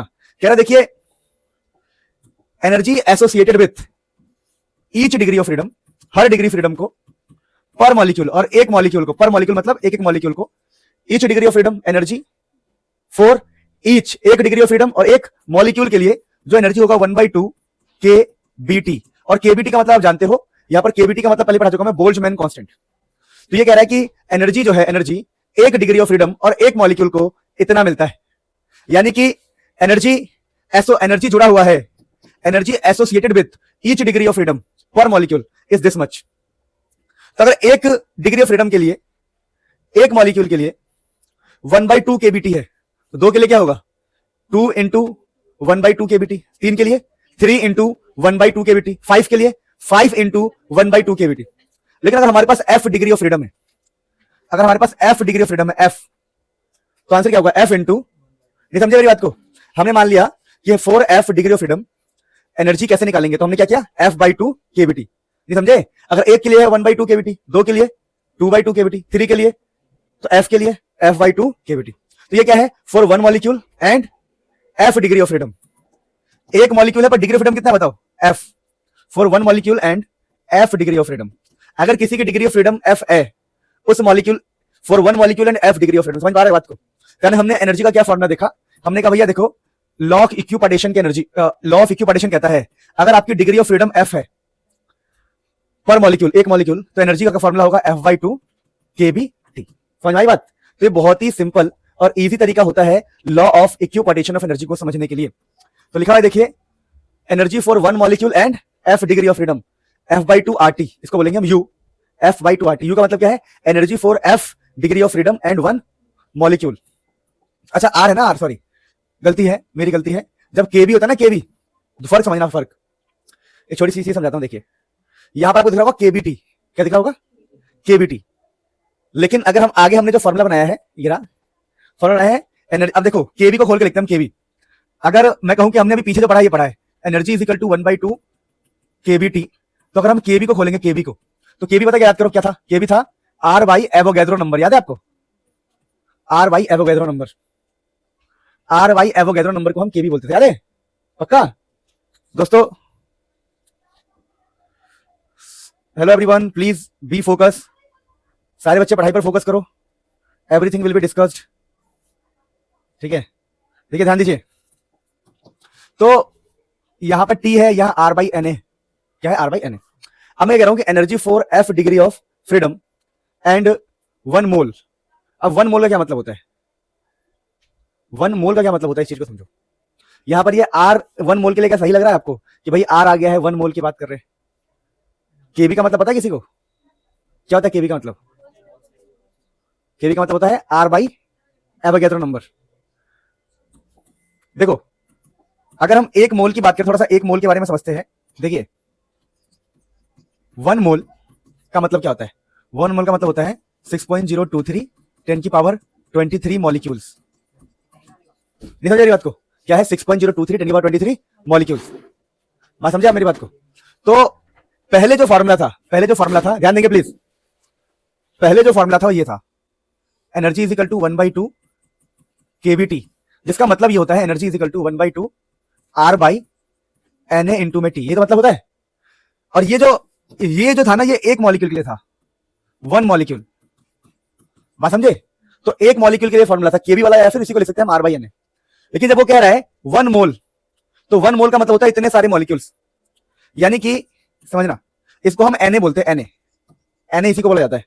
तो 1 मोल का मतलब होता है Na के लिए, कितने के लिए। तो आप लॉजिकली बात करो, अगर वो कह रहा है कि एक मॉलिक्यूल की एनर्जी इतनी होती है 1/2 R/NaT, एक मॉलिक्यूल, कितने मॉलिक्यूल की, तो अगर हम 1 मोल की बात करें, अगर हम एक मोल की बात करें, तो हमें यहां पर क्या करना पड़ेगा 1/2 R/Na इंटू में T तो है, हमें Na से मल्टीप्लाई करना पड़ेगा, क्योंकि एक मॉलिक्यूल की एनर्जी इतनी है। वो कह रहा है 1 मोल, 1 मोल का मतलब होता है Na, तो हम जब Na से मल्टीप्लाई करना पड़ेगा, क्योंकि हमें एक मॉलिक्यूल का नहीं, पूरा 1 मोल का चाहिए। तो यहां पर ना Na से Na कट जाएगा, यानी आपको सीधा याद रखना है। आपको अब देखो डेरिवेशन करवानी पड़ गई मुझे, लेकिन आपको सिंपल याद रखना है, 2 बातें याद रखनी। देखिए जब आपसे एनर्जी की बात करें और बोले कि 1 मॉलिक्यूल बोल रहा है, कोई आपसे बोले 1 मॉलिक्यूल, तो आप बोलोगे 1/2 kBT। और आपसे बोले भैया एनर्जी निकालनी है पर एक मोल के लिए, एक मोल के लिए, तो आप बोलोगे 1/2 RT। बस इट्स वेरी सिंपल। यानी आपको लॉजिकली समझना पड़ेगा वो कह क्या रहा है, एक मोल के लिए कह रहा है कि एक मॉलिक्यूल के लिए कह रहा है। क्या बात समझ पा रहे हो, कोई टेंशन नहीं। तो ये आपको फॉर्मूला याद रखना है कि energy for 1 molecule and f degree of freedom तो हमें पहले से पता है ना। पर ये वाला किसके लिए, पता लग गया, ये तो आपको पता है ना कि इसका फॉर्मूला ये होगा। और ये वाला किसके लिए है, energy for f degree of freedom and 1 मोल। तो इस 1 मॉलिक्यूल के लिए फॉर्मूला क्या होगा 1/2 kBT, याद रखना आपको, ठीक है। और एक मोल के लिए आंसर लगता है। अब देखिए लिखा हुआ है Cp, Cb एंड गामा। देखिए सीवी का मतलब होता है हीट अपॉन में temperature, dq by dt, heat upon में टेम्परेचर, ध्यान रखना। ये सब आप पहले से पढ़ते हुए आ रहे हो तो इस पर ज्यादा डिस्कस नहीं करेंगे। ये क्यू का मतलब यहाँ पर हीट है, तो delta Q by delta T जो होता है, delta Q by delta T, या इसको dq बाई dt, चलो मैं सिखा देता हूं आपको 2 बातें। देखिए CV होता है dq by dt, heat temperature, heat and temperature, क्या बात समझ पाए? और एक होता है CP, ये भी सेम dq बाई dt, ठीक है। तो CV का मतलब है heat capacity at constant volume, और दोस्तों CP का मतलब होता है heat capacity at constant pressure. और एक इन सब में रिलेशन होता है ये वाला, CP minus CV equal to R, ठीक है। ये सब आप पिछले क्लासेस में पढ़े हुए, तो इसको बार बार डिस्कस करने का फायदा नहीं है। इसको heat capacity constant volume, heat capacity constant pressure, और ये होता है CP minus CV equal to R, इसको बोलते हैं मेयर्स फार्मूला। अब दोस्तों यहां पर ना कुछ बातें मैं आपको बता दूं कि जब हम CV की बात करते हैं तो ध्यान रखना, CV यानी यहां पर वॉल्यूम चेंज नहीं होता, डेल्टा V जीरो होगा, चेंज इन वॉल्यूम जीरो होगा, क्योंकि CV का मतलब होता है कांस्टेंट वॉल्यूम। और जब वॉल्यूम में चेंज जीरो होता है तो वॉगडन भी जीरो होता है, और वॉगडन जीरो होगा तो आप लोगों ने फर्स्ट लॉ पढ़ा होगा, अगर याद है आपको। फर्स्ट लॉ कहता है डेल्टा क्यू, ठीक है। फर्स्ट लॉ कहता है delta Q is equal to delta E plus W, जहां पर ई का मतलब होता है एनर्जी का चेंज, डेल्टा यू का मतलब है एनर्जी का चेंज। इनका ये फर्स्ट लॉ ऑफ थर्मोडायनेमिक्स होता है, आप लोगों ने केमिस्ट्री में पढ़ा है, फिजिक्स में पढ़ा है। You internal energy, W work, और ये होता है हीट। तो दोस्तों इस केस में ना ये वॉगडन जीरो रहेगा, यानी डेल्टा क्यू डेल्टा यू के बराबर होता है। यानी सीवी के लिए याद करो कि डेल्टा वी जीरो होगा, वॉगडन जीरो होगा, डेल्टा क्यू डेल्टा यू के बराबर होगा, हीट का चेंज इंटरनल एनर्जी के चेंज के बराबर होगा। ये सीवी का मतलब है हीट कैपेसिटी कांस्टेंट वॉल्यूम, इसका मतलब होता है dq बाई dt। यानी यहां से अगर हम एक रिलेशन निकालें तो देखो CV into dt, delta Q को हम, डेल्टा क्यू है ना, तो CV इंटू dt लिख सकते हैं इसको, CV इंटू में dt is equal to du, ऐसा समझ लो, नहीं समझे? अरे यहां से dq निकालोगे तो क्या आएगा बताओ, CV dt, तो यहां लिख दिया मैंने CV dt, तो ये du के बराबर हो जाएगा। तो ऐसी बस नॉलेज के लिए बताया मैंने आपको, ये तो बहुत लॉजिकल है। तो हमें यहाँ पर क्या याद रखना है, कुछ कुछ बातें याद रखनी है कि फर्स्ट लॉ से याद पढ़ना, ये छोटी छोटी बातें होती है। CV क्या होता है पता होना चाहिए, और कांस्टेंट वॉल्यूम के लिए डेल्टा क्यू डेल्टा यू के बराबर होगा, फर्स्ट लॉ से पता है, बस इतनी बात पता होना चाहिए। और गामा होता है CP बाई CV, बात कर चुके हैं हम इसके ऊपर, नहीं किया क्या अभी? नहीं किया, कोई नहीं, बता रहा। देखो एक होता है गामा, गामा क्या होता है, रेशियो होता है CP और CV का रेशियो। CP का मतलब है heat capacity at constant pressure, and CV का मतलब होता है heat capacity at constant volume. दोनों का जो रेशियो है उसको प्यार से हम गामा कह रहे हैं। ये बात समझ पा रहे हो आप? कोई टेंशन किसी को नहीं? तो अगर आपको इतनी बात पता है, कहीं लिख लो एक और ये वाली बात एक्स्ट्रा कि गामा क्या होता है, कहीं पे लिख लो, तभी आपको मजा आएगा, वरना आगे नहीं समझ पाओगे। नोट्स होंगे सबके पास, नोट्स बना लिया घर पे आप लोगों ने? नहीं बनाया तो याद रखना फेल हो जाओगे सीधा, नोट कर लो बेटा फटाफट, फिर आगे बढ़ते हैं। प्यारे बच्चों प्लीज ध्यान दो, देखो अभी हमने ये पढ़ा कि जो dq अपॉन में dt है टेम्परेचर, वो आपका क्या है बताओ, वो है आपका CV, क्या आपका CV। और एक और बात आपने पढ़ा फर्स्ट लॉ से कि dq और du बराबर होते हैं, पढ़ा ना अभी? फर्स्ट लॉ ने कहा कि change in heat is equal to change in internal energy, क्योंकि वॉगडन जीरो है यहां पर। तो लॉजिकली अगर हम बात करें तो ये हमारा CV है, CV का फॉर्मूला होता है, ये तो पता ही है, dq बाई dt। अब मैं dq की जगह पर चाहूं तो du भी लिख सकता हूं, du समझना। अगर मैं dq की जगह पर du डाल दूं, चैप्टर थोड़ा घुमाऊ फिराओ है, अगर आप लिख लिख के नहीं पढ़ रहे हो, घर पर आप बिल्कुल नहीं लिख रहे हो, मेहनत नहीं कर रहे हो, आपको नहीं आएगा, फेल हो जाएंगे, मुझे पता है। तो CV का फॉर्मूला du बाई dt भी हो सकता है, क्यों? CV होता है हीट अपॉन में टेम्परेचर, पर हीट ही du के बराबर होता है, तो हमारा फॉर्मूला बन जाएगा CV is equal to du by dt, जहां पर ये T कैपिटल है, टेम्परेचर है ये, ठीक है, ये ध्यान रखना। अब मित्रों हम जानते हैं कि जो हमारा, समझना ध्यान से, तो हमने अभी तक यहां तक ये पढ़ लिया है कि CV हमारा होता है dq बाई dt, पर हम जानते हैं कि dq को हम du लिख सकते हैं, du बाई dt। और हम ये भी जानते हैं दोस्तों, हमारा जो एनर्जी का फॉर्मूला आया है वो क्या आया है बताओ, एक मोल के लिए कितना है एनर्जी का formula, d by dt। Energy का फॉर्मूला क्या है बताओ, F बाई टू RT, यह है एक मोल के लिए, किसके लिए? अब दोस्तों अगर हम यहां पर CV निकाल रहे हैं, CV, तो अगर हम डिफरेंशिएशन करें ना तो T से T का खेल हो जाएगा, तो यहां पर बचेगा F बाई टू R। तो ये जो CV आया है, ये आया है heat capacity at constant volume, तो इसका फॉर्मूला क्या होता है, F बाई टू R। और हम लॉजिकली जानते हैं दोस्तों कि अगर हमारा CV F by two R आ गया है तो CP और CV में रिलेशन होता है, क्या रिलेशन होता है? रिलेशन ये होता है मेरे प्यारे बच्चों कि CP माइनस CV R होता है। तो यहां से चाहूं तो मैं CP निकाल सकता हूं, तो CP क्या हो जाएगा बताओ, CV प्लस R। तो CP is equal to CV plus R। तो CP अगर निकालना है तो CV की वैल्यू कितनी आई है, F by two R plus R, 5 by two R आ जाएगा आंसर, ठीक है ना। तो F बाई टू देख लो, 2 2 4 नहीं, F by two R plus R, 2 और 1 3, सॉरी CP कितना आ रहा है देखो, एलसीएम लेके 3 FR बाई टू, नहीं समझे? अरे एलसीएम लिया ना मैंने, नहीं समझे? तो 2 प्लस 1 3 FR/2 ये हो जाएगा। ठीक है, तो आपके हमने क्या क्या याद करना है, सुनो। हमें याद करना है कि Cp का मतलब होता है heat capacity at constant pressure, Cv का मतलब होता है heat capacity at constant volume, और Cv का जो फॉर्मूला निकल के आता है होता है F/2R, और Cp का फॉर्मूला निकल के आता है F/2R प्लस में R। ये से बोलते हैं Cp एंड Cv। यानी कि हम गैस का हीट कैपेसिटी, या समझ पा रहे क्या कह रहा हूं मैं, हम हीट कैपेसिटीज को डिग्री ऑफ फ्रीडम से रिलेट कर पा रहे हैं। यानी हमने सबसे पहले क्या पढ़ा, ध्यान दीजिए, सबसे पहले हमने पढ़ा law of equipartition of energy, और जब हम law of equipartition of energy पढ़ लिया हमने, और एनर्जी का फॉर्मूला निकाल लिया हमने डिग्री ऑफ फ्रीडम के रूप में, अब हमने क्या किया, फिर हमने Cp और Cv निकाला। तो Cp, Cv एंड गामा निकालना बड़ा आसान हो सकता है। यानी कि आपको Cp निकालना है, Cv निकालना है, गामा निकालना है, बहुत आसान है। क्यों आसान है? क्योंकि आपने कुछ डेरिवेशंस किए, कुछ दिमाग लगाया, और दिमाग लगा के देखिए, दिमाग लगा के आपने Cp Cv निकाल लिया है, Cp निकाल लिया, और गामा निकालने के लिए कुछ भी नहीं करना पड़ेगा। गामा निकालने के लिए आपको Cp और Cv को बस डिवाइड करना है, खत्म। यानी मैं आपको ये समझा रहा हूं क्या क्या बातें हैं जो मन में याद होनी चाहिए। पहला, एनर्जी का फॉर्मूला 1 मोल के लिए होता है 1/2 RT। दूसरा कि Cv का फॉर्मूला होता है F/2R। तीसरा जो Cp होता है वो होता है F/2R प्लस R। बस, यानी अगर आपको डिग्री ऑफ फ्रीडम पता है तो आप Cv निकाल सकते हो और Cp भी निकाल सकते हो। मुश्किल लगा किसी को? वैसे ईमानदारी से बताऊं तो बहुत आसान था ये, कि हमने कैसे स्टार्ट किया। देखो, पहले हमने डिग्री ऑफ फ्रीडम पढ़ा, F होता है डिग्री ऑफ फ्रीडम, फिर एनर्जी पढ़ा हमने F/2 RT, फिर हमने कहा देखो Cv जो होता है ना वो dQ/dt होता है, Cv होता है dQ/dt, लेकिन dQ और du बराबर होता है, तो आपने यहां पर लिख दिया du/dt, फिर आपने u को यहां से उठा के डाल दिया, तो टेम्परेचर से टेम्परेचर उड़ गया, तो बचा F/2R डिफरेंशिएशन के बाद। फिर आपने बोला कि अच्छा अब Cp क्या होगा, तो F/2R प्लस R। कितना आसान है देखो, एनर्जी, फिर Cv का फॉर्मूला, फिर उस Cv के फॉर्मूले में u को डालना। तो ये चीज नोट करने लायक है, आपके नोट करो, अच्छा चीज है ये, नोट करो गाइस फटाफट, ये मस्त चीज है। फिर हम आगे बढ़ते हैं। देखो चैप्टर कितना आसान है। देखो, अगर हमें गामा निकालना होगा तो हम Cp और Cv को डिवाइड कर देंगे। बस मेरे प्यारे बच्चों, आपको Cp और Cv को डिवाइड करना है।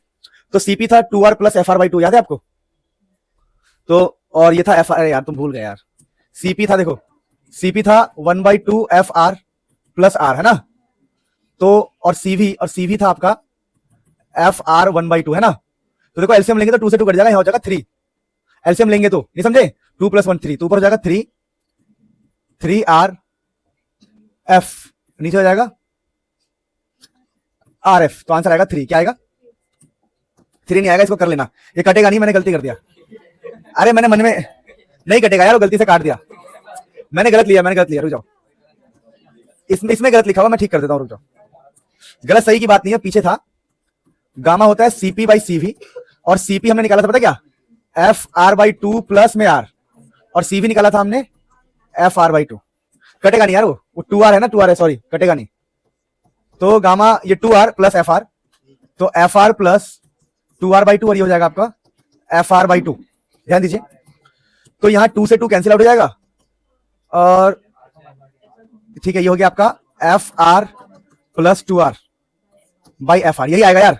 पीछे भी मैं ध्यान नहीं दिया था, कैलकुलेशन था, तो यही इसका आंसर आएगा, फाइनल आंसर। नहीं समझे? पीछे मैंने कुछ गलत लिखवा दिया क्या तुम्हें? कहां लिखवा दिया?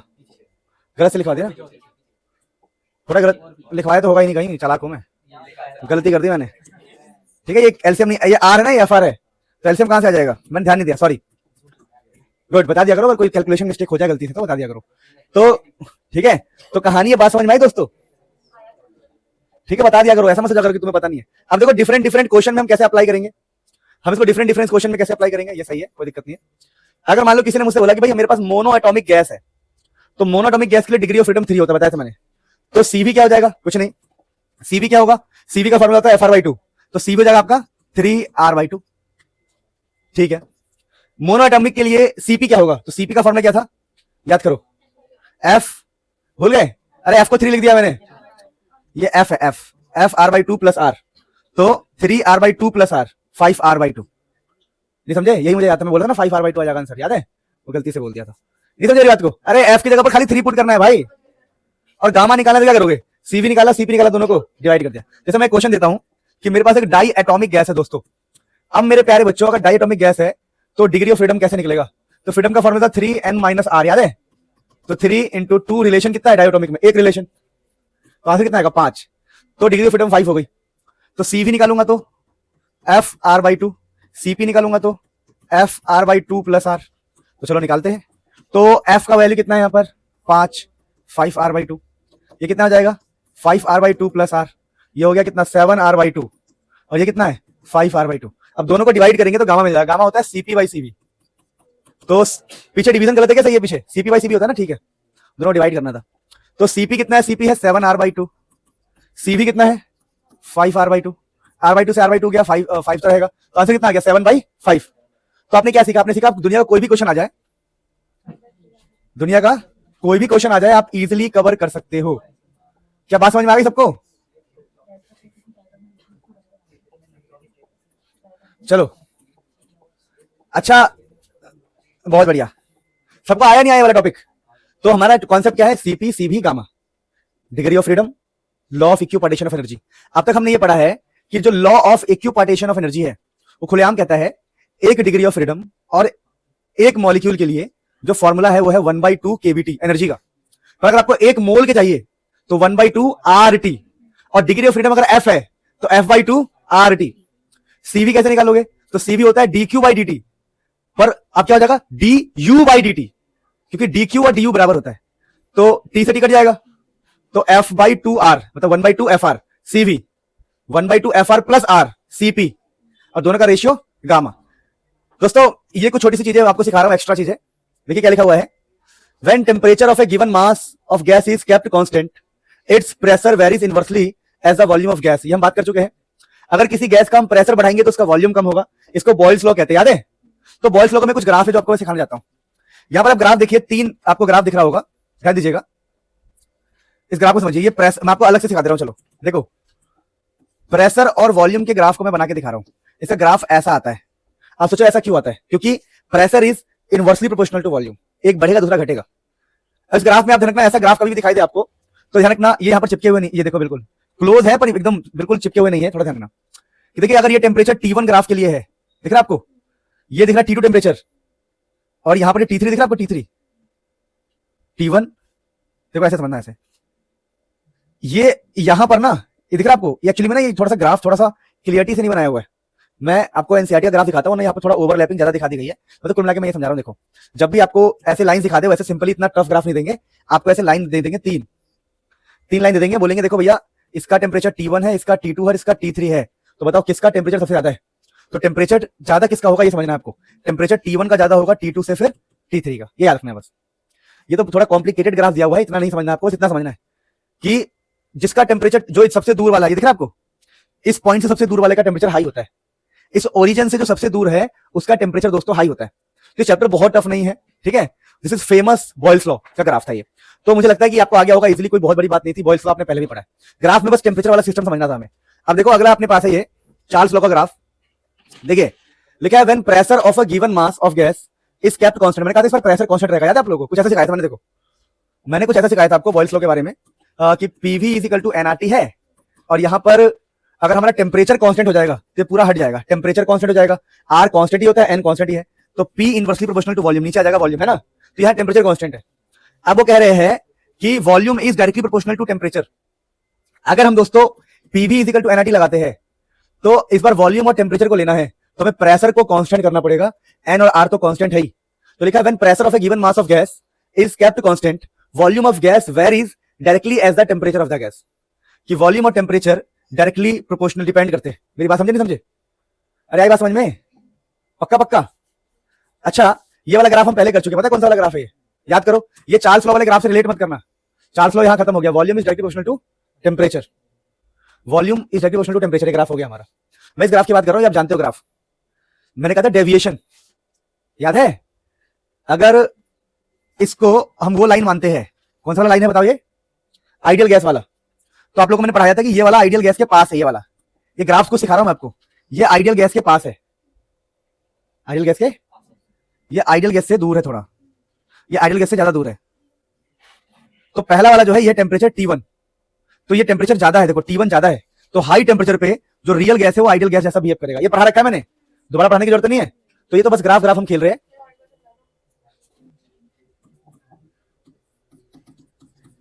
सुनो दोस्तों, तो आज कोई बहुत बड़ी चीज नहीं पढ़ाई मैंने, अगर आप लॉजिकली 2 मिनट सोचोगे ना। डिग्री ऑफ फ्रीडम के बाद हमने पढ़ा था law of equipartition of energy, जो सिंपल कह रहा है एनर्जी ऑफ वन मॉलिक्यूल, है ना, और 1 डिग्री ऑफ फ्रीडम का 1/2 केवीटी, एफ के लिए F/2 केवीटी। लेकिन मुझे 1 मोल के लिए चाहिए। 1 मोल का मतलब होता है 6.023 10⁻23 पार्टिकल्स, बहुत सारे पार्टिकल्स के लिए चाहिए। तो आंसर आएगा F/2 RT। जब T को हटा देंगे तो बन जाएगा आपका CV, और जब R उसमें जोड़ देंगे तो बन जाएगा CP, और दोनों को डिवाइड कर देंगे तो बन जाएगा गामा, CP/CV का रेशियो। ठीक है, तो इतना ही पढ़ा है। अगर टफ लगा हो तो भाई मैं इसमें कुछ हेल्प नहीं कर पाऊंगा आपकी, क्योंकि चीजें है थोड़ी घुमाऊ फिराऊ। अब देखिए, एक टॉपिक होता है मोस्ट प्रोबेबल स्पीड। इसके नाम से ही पता लग रहा है कि मोस्ट प्रोबेबल, जिसकी प्रोबेबिलिटी बहुत ज्यादा हो। जैसे मैं आपसे कहूं कि एक कमरे में, ये कमरा है, इस कमरे में ध्यान दीजिए, इस कमरे में मान लेते हैं, इस कमरे के अंदर ध्यान दीजिएगा 100 बच्चे, 100 स्टूडेंट्स। ठीक है, ध्यान दीजिएगा, इस कमरे में 100 स्टूडेंट्स है, जिसमें 99 गर्ल्स है। अरे एग्जाम्पल लिया है, मैं लड़का हूं, मैं लड़का। तो 100 गर्ल्स भी तो एग्जाम्पल, 100 स्टूडेंट्स है, इतने परेशान क्यों हो गए भाई? तुम्हें खुद पे कॉन्फिडेंस नहीं है क्या? नासिर को नहीं है, ये गलत बात है भाई, किसी का ऐसा नाम लेना चाहिए, उसे बुरा लग गया फिर तेरे को प्रूफ कराने ले जाए। अरे मजाक कर रहा, अरे अरे अरे मजाक कर रहा था ऐसे। ओए ओए, अरे चुप। कह रहा आज की तो उठाना बेटा, ऐसे ही किसी का नाम लेना चाहिए, क्या पता व्यक्ति को लगे कि इसको कैसे पता, तो बहुत चुप हो जाओ। चलो चलो चलो चलो, चलो पढ़ते हैं, सुनो। तो मान लेते हैं इस कमरे में 100 स्टूडेंट्स में 99 गर्ल्स है, फॉर एग्जांपल, लॉजिकली बात करते हैं। तो 100 स्टूडेंट है, 99 गर्ल्स है। अब मान लो हमने कमरे में बिल्कुल अंधेरा कर दिया, जैसे अरे रुक तो जाओ बेवकूफो। और मैं सिंपल ही, देखो ऐसा होता है ना, आप लोगों को मैं सिंपल सब कॉन्सेप्ट समझाता हूँ। ये वाला एग्जांपल मेरे दिल को नहीं भाएगा, रुक जाओ। तो मान लेते हैं कि एक पिंजरा है, समझ में आएगा तभी ये कॉन्सेप्ट। पिंजरे में 100 मुर्गे मुर्गियां जो भी है, 99 मुर्गियां है। ठीक है, अब ठीक है, मुर्गियां, ठीक है, मुर्गिया हो गया बेटे, और एक मुर्गा है, मुगरा जो भी है, एक मुर्गा है। अब उस पिंजरे में बिल्कुल अंधेरा है। अगर मैं हाथ डालूं तो क्या चांसेस है, किसकी संभावना ज्यादा है निकलने की? हाथ डाल के निकालना चाहो तो मुर्गियों, बेटा जब मैं बोलूं आप नहीं बोलोगे। हाथ डाल के अगर पिंजरे में निकालना चाहूं तो मुर्गियों के आने के चांसेस ज्यादा है। मोस्ट प्रोबेबल क्या है? मोस्ट प्रोबेबल चांस है कि मुर्गियां मिले, क्या मिले? वैसा ही एक होता है मोस्ट प्रोबेबल स्पीड। ध्यान दीजिएगा, मोस्ट प्रोबेबल स्पीड कुछ ऐसा ही होता है, समझा रहा हूं। देखिए, मान लीजिए इस कमरे के अंदर, ध्यान दीजिएगा कि इस कमरे के अंदर मैं आपसे कहूं कि 100 गैस के पार्टिकल है, 100 गैस के पार्टिकल है, 100 गैस के पार्टिकल है, गैस के पार्टिकल से 100, जिसमें प्लीज, जिसमें 80 पार्टिकल्स की स्पीड, बेटा जो बातें कर रहे दिमाग खराब हो जाएगा, 80 पार्टिकल्स की स्पीड है 10 मीटर पर सेकेंड, और बचे हुए 4 पार्टिकल की स्पीड है 20 मीटर पर सेकेंड। उसमें कुछ 10 पार्टिकल की स्पीड है मान लो 100 मीटर पर सेकेंड, ठीक है, और जो बच गया 6 पार्टिकल, उसकी स्पीड है 3 मीटर पर सेकेंड। तो मैं आपसे बोलूं कि अगर मैं इस कमरे के अंदर बात कर रहा हूं, 100 गैस के पार्टिकल है, 80 पार्टिकल की स्पीड है 10 मीटर पर सेकेंड। तो अगर इस कमरे में मैं घुसूं तो क्या चांसेस है, किस पार्टिकल से मेरी मुलाकात इजीली हो सकती है? 80 वाले से, 10 मीटर पर सेकेंड वाले से मेरी मुलाकात इजीली हो सकती है, क्योंकि वो बहुत ज्यादा क्वांटिटी में। नहीं समझे मेरी बात को?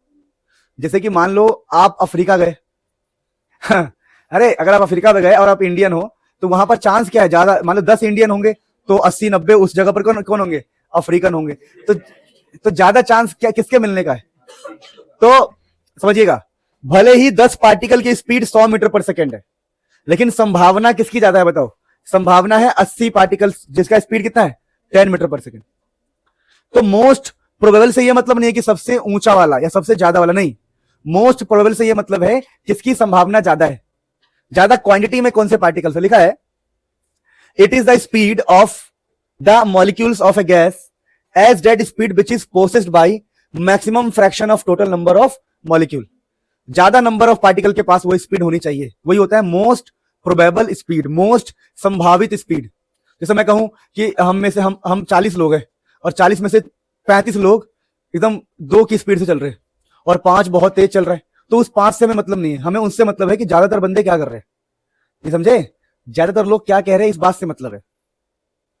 तो उसे बोलते हैं मोस्ट प्रोबेबल स्पीड। का फॉर्मूला ये होता है 2 kBT/m, जहां पर ये एक पार्टिकल का मास है।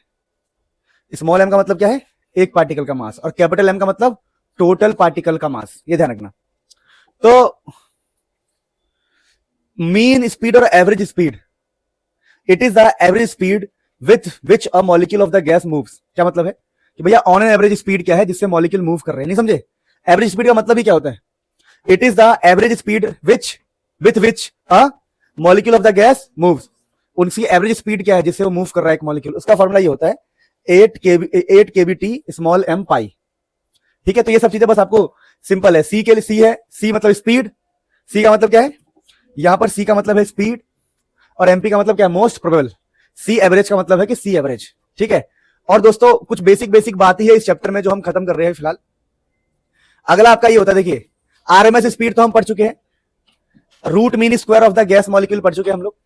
तो it is defined as the square root of mean of, ये तो कर चुके हैं ना हम लोग, याद है आपको, ऐसा किया था हमने। अगर स्पीड को हम v बोले थे, v तो v1 square, v2 square, vn square by n।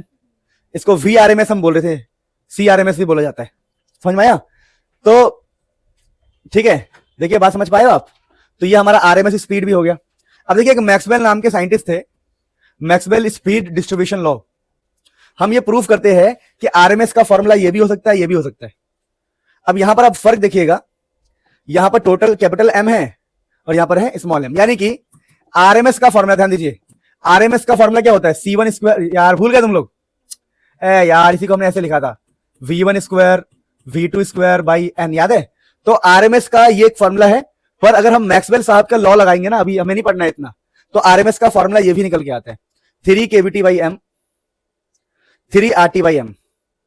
Maxwell का लॉ नहीं लगाओगे तब भी सिंपली भी ये प्रूव कर सकते हो, कोई बहुत बड़ी बात नहीं, समझे।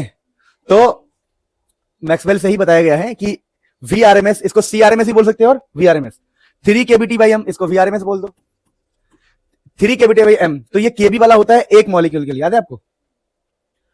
तो कुल मिला के ये एक मॉलिक्यूल का मास है, ये जो दिख रहा है आपको, एक मॉलिक्यूल का मास यहां पुट करना है आपको, यहां पर पुट करना है टोटल मास, कैपिटल एम का मतलब है टोटल मास, यही फर्क है, ध्यान रखना।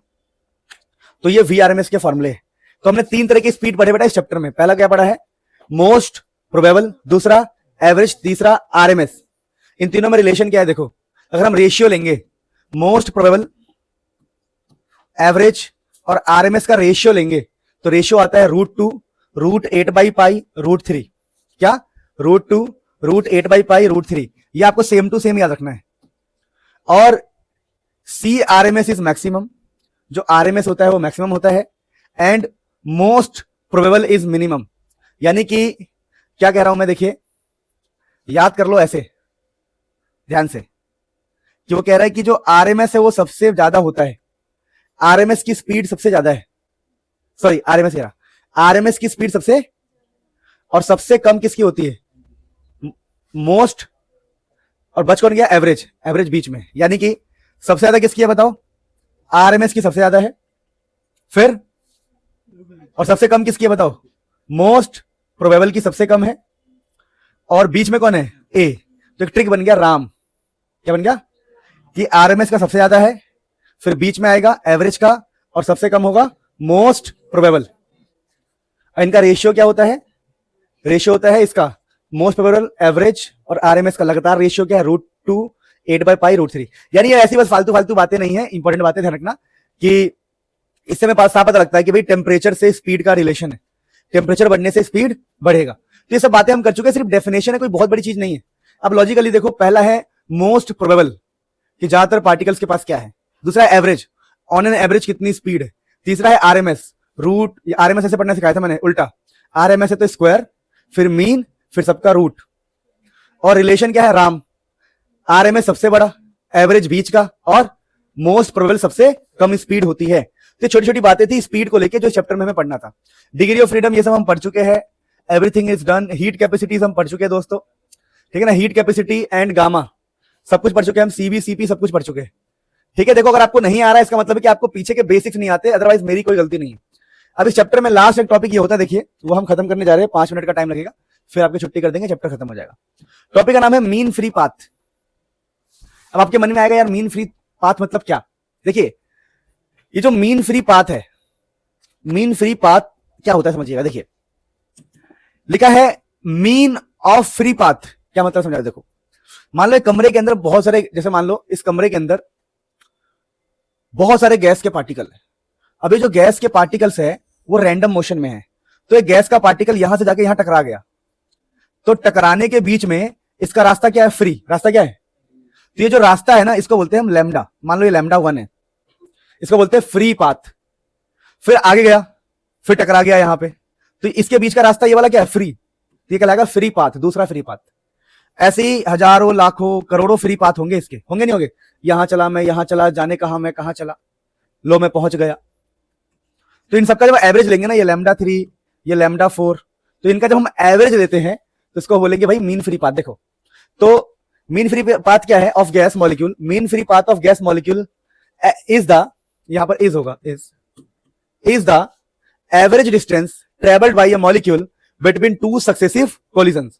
कोलिजन्स के बीच का जो डिस्टेंस है, टू कोलिजन्स के बीच का जो डिस्टेंस है, उसका हमें एवरेज लेना है। क्या लेना है? एवरेज का मतलब क्या हो गया? Lambda 1 plus lambda 2 plus lambda 3 divided by number of molecule, divided by number of molecule. इस बात को समझ पा रहे? तो लैम्डा 1 लैम्डा 2 लैम्डा 3 जितने भी है उन सबको ऐड करके हमें नंबर ऑफ मॉलिक्यूल से डिवाइड करना है, तो हमारा लैम्डा आ जाएगा। इसी को बोलेंगे हम मीन फ्री पाथ। कितना आसान तो है ये, mean free path, free path का मीन लेना। लेकिन जितना आसान ये है उसकी डेरिवेशन उतनी कठिन लगती है दोस्तों। ये डेरिवेशन बहुत ही कठिन लगता है, आपको समझना पड़ेगा। देखिए इस डेरिवेशन को करने के लिए कुछ इमेजिनेशन है, कुछ बातों को आपको समझना पड़ेगा। सबसे पहले इस डायग्राम को समझने का प्रयास कीजिए, बहुत टफ तो नहीं। देखिए यहां पर आपको दिखेगा कि हमने एक सिलेंडर लिया है, क्या लिया हुआ है?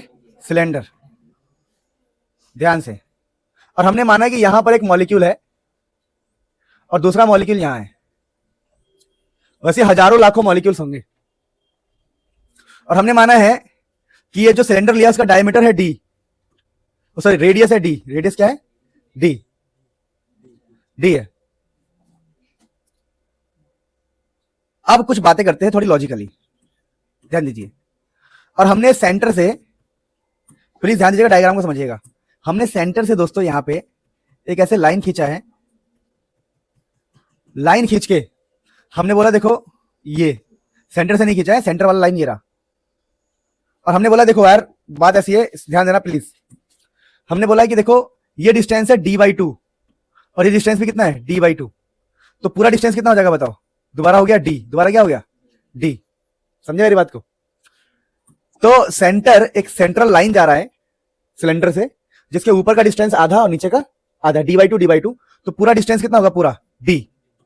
अब सोचो अगर कोई मॉलिक्यूल है यहां पर, सपोज करते हैं दिस इज अ मॉलिक्यूल, अगर ये मॉलिक्यूल इस रास्ते को फॉलो करे तो बिना किसी टक्कर के निकल जाएगा, क्योंकि हम ऐसा मान के चल रहे हैं कि हमारे मॉलिक्यूल्स यहां पर है। तो अगर इसके बीच से निकल जाए फॉर एग्जांपल, तो कोई टक्कर नहीं होने वाला। बात समझ पा रहे हो?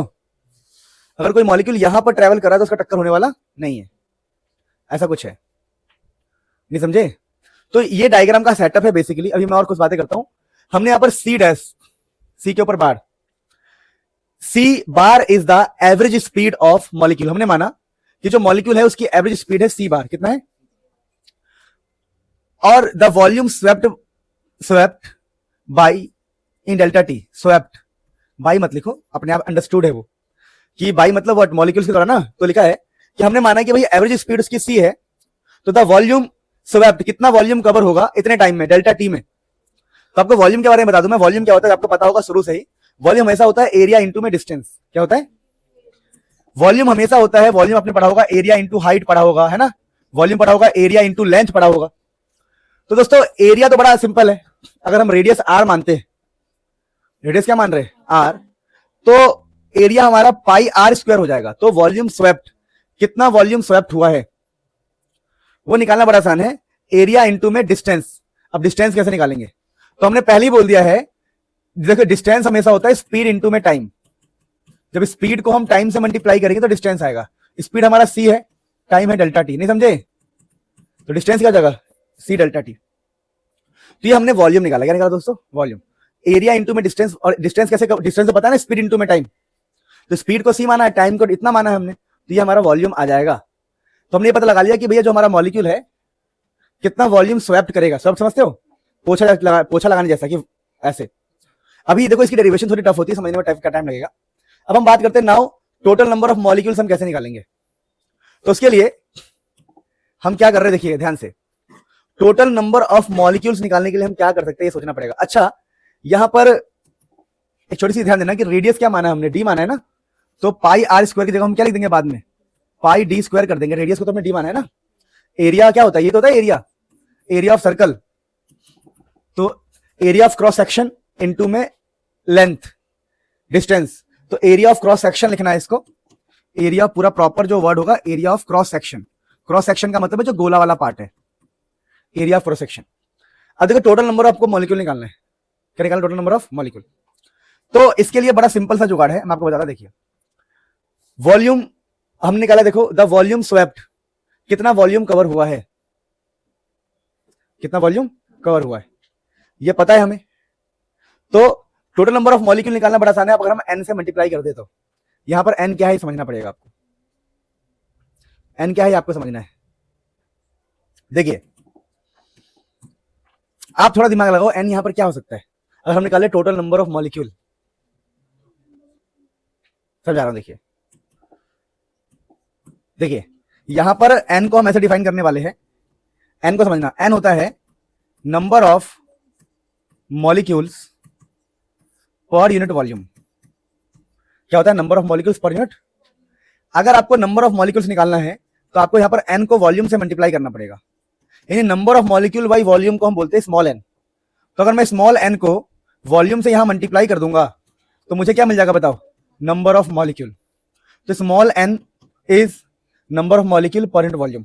तो वॉल्यूम कितना था याद करो, pi D square, sorry n into में pi D square C delta T. आई बात समझ में? अरे अभी भी नहीं आई समझ में। स्मॉल n का मतलब होता है number of molecule per unit volume. अब मित्रों number of molecule per unit volume हो गया, तो number of molecule per unit volume हो गया। वॉल्यूम को वहां भेज दिया तो कैपिटल एन आ गया। कैपिटल एन का क्या मतलब बताओ, यहां पर नंबर ऑफ मॉलिक्यूल को हम कैपिटल एन बोल रहे हैं। डरना नहीं है, देखो बहुत टफ होता है ये। तो आपको मिल जाएगा कैपिटल एन जो कि है नंबर ऑफ मॉलिक्यूल। तो हमें नंबर ऑफ मॉलिक्यूल मिल गया एन इंटू में pi D square C delta T. अब आपने आते हैं कॉन्सेप्ट पे। देयरफॉर हमारा वो क्या था याद करो, हमारा मीन फ्री पाथ की डेफिनेशन क्या थी। डेफिनेशन, फ्रॉम डेफिनेशन हम डेफिनेशन जानते हैं कि हमारा lambda 1 lambda 2 number of molecule. अरे भूल गए पीछे, लैम्डा 1 लैम्डा 2 भाई नंबर ऑफ मॉलिक्यूल। ये लैम्डा 1 लैम्डा 2 लैम्डा 3 क्या है, लॉजिकली बात करो, डिस्टेंस ही तो है। ये क्या है, ये lambda 1 lambda 2 lambda 3 lambda 4 lambda क्या हो गया, ये डिस्टेंस। तो एक्चुअली में क्या हो गया, डिस्टेंस अपॉन में नंबर ऑफ मॉलिक्यूल। अगर हम मन में बात करें, अपने मन को समझाए तो क्या होगा, ये ऊपर डिस्टेंस है और नीचे क्या है, नंबर ऑफ मॉलिक्यूल। तो अब डिस्टेंस का हम पहले निकाल चुके हैं। डिस्टेंस याद करो क्या था, अरे भूल गए तुम, डिस्टेंस क्या था आपका, डिस्टेंस था आपका सी डेल्टा टी और नीचे है number of molecule. Number of molecule कितना निकाला आपने, ये रहा N pi D square C delta T. नहीं समझे, ये नंबर ऑफ मॉलिक्यूल नहीं, अरे यार। तो ऊपर डिस्टेंस और नीचे नंबर ऑफ मॉलिक्यूल को डिवाइड करेंगे तो सोचो क्या क्या बचेगा हमारे हाथ में। देखो हमारे हाथ में क्या क्या बचेगा, हमारे को एन मिल जाएगा, यहां से सी डेल्टा टी कट जाएगा, पाई डी स्क्वायर। तो ये जो लैम्डा आया, लैम्डा को हम क्या बोल रहे हैं, लैम्डा को बोल रहे हैं मीन फ्री पाथ। उसका फॉर्मूला क्या हो गया, N by pi D square. अब considering random motion of other molecule, अभी हमने ये मान लिया था कि एक मॉलिक्यूल को टारगेट किया था, वो मॉलिक्यूल जा रहा है और टक्कर खाएगा। हमने क्या माना था याद करो, कि साइड में मॉलिक्यूल है, वो बैठे हुए देख रहे और एक जाके टक्कर खा सकता है उस रास्ते में। नहीं समझे, अरे यही तो पढ़ा है आप लोगों ने। अभी हम लोगों ने क्या एज्यूम कर लिया था, ये साइड के मॉलिक्यूल साइड में रहेंगे और ये वाला बंदा आगे जाके जाता रहेगा और इस रेंज में रहेगा, इसके ऊपर नीचे टक्कर मिलेगा इसको।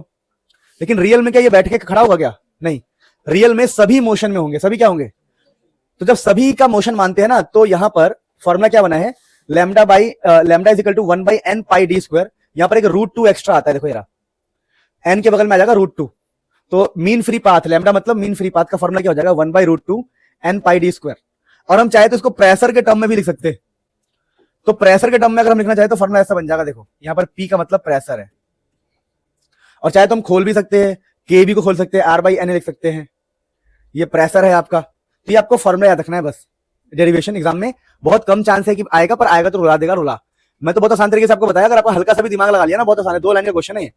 देखिए पहले क्वेश्चन 2 लाइन का कैसे है बताओ, आपने वॉल्यूम निकाल लिया, एरिया इंटू में डिस्टेंस करके उसको n से मल्टीप्लाई कर दिया, तो नंबर ऑफ मॉलिक्यूल आ गया। So it's a very simple thing. आप प्लीज इस डेरिवेशन को नोट कीजिए, और इस प्रकार से हमने इस चैप्टर को खत्म किया। भगवान आपका खूब भला करे। Hello everyone, this is your Munil sir.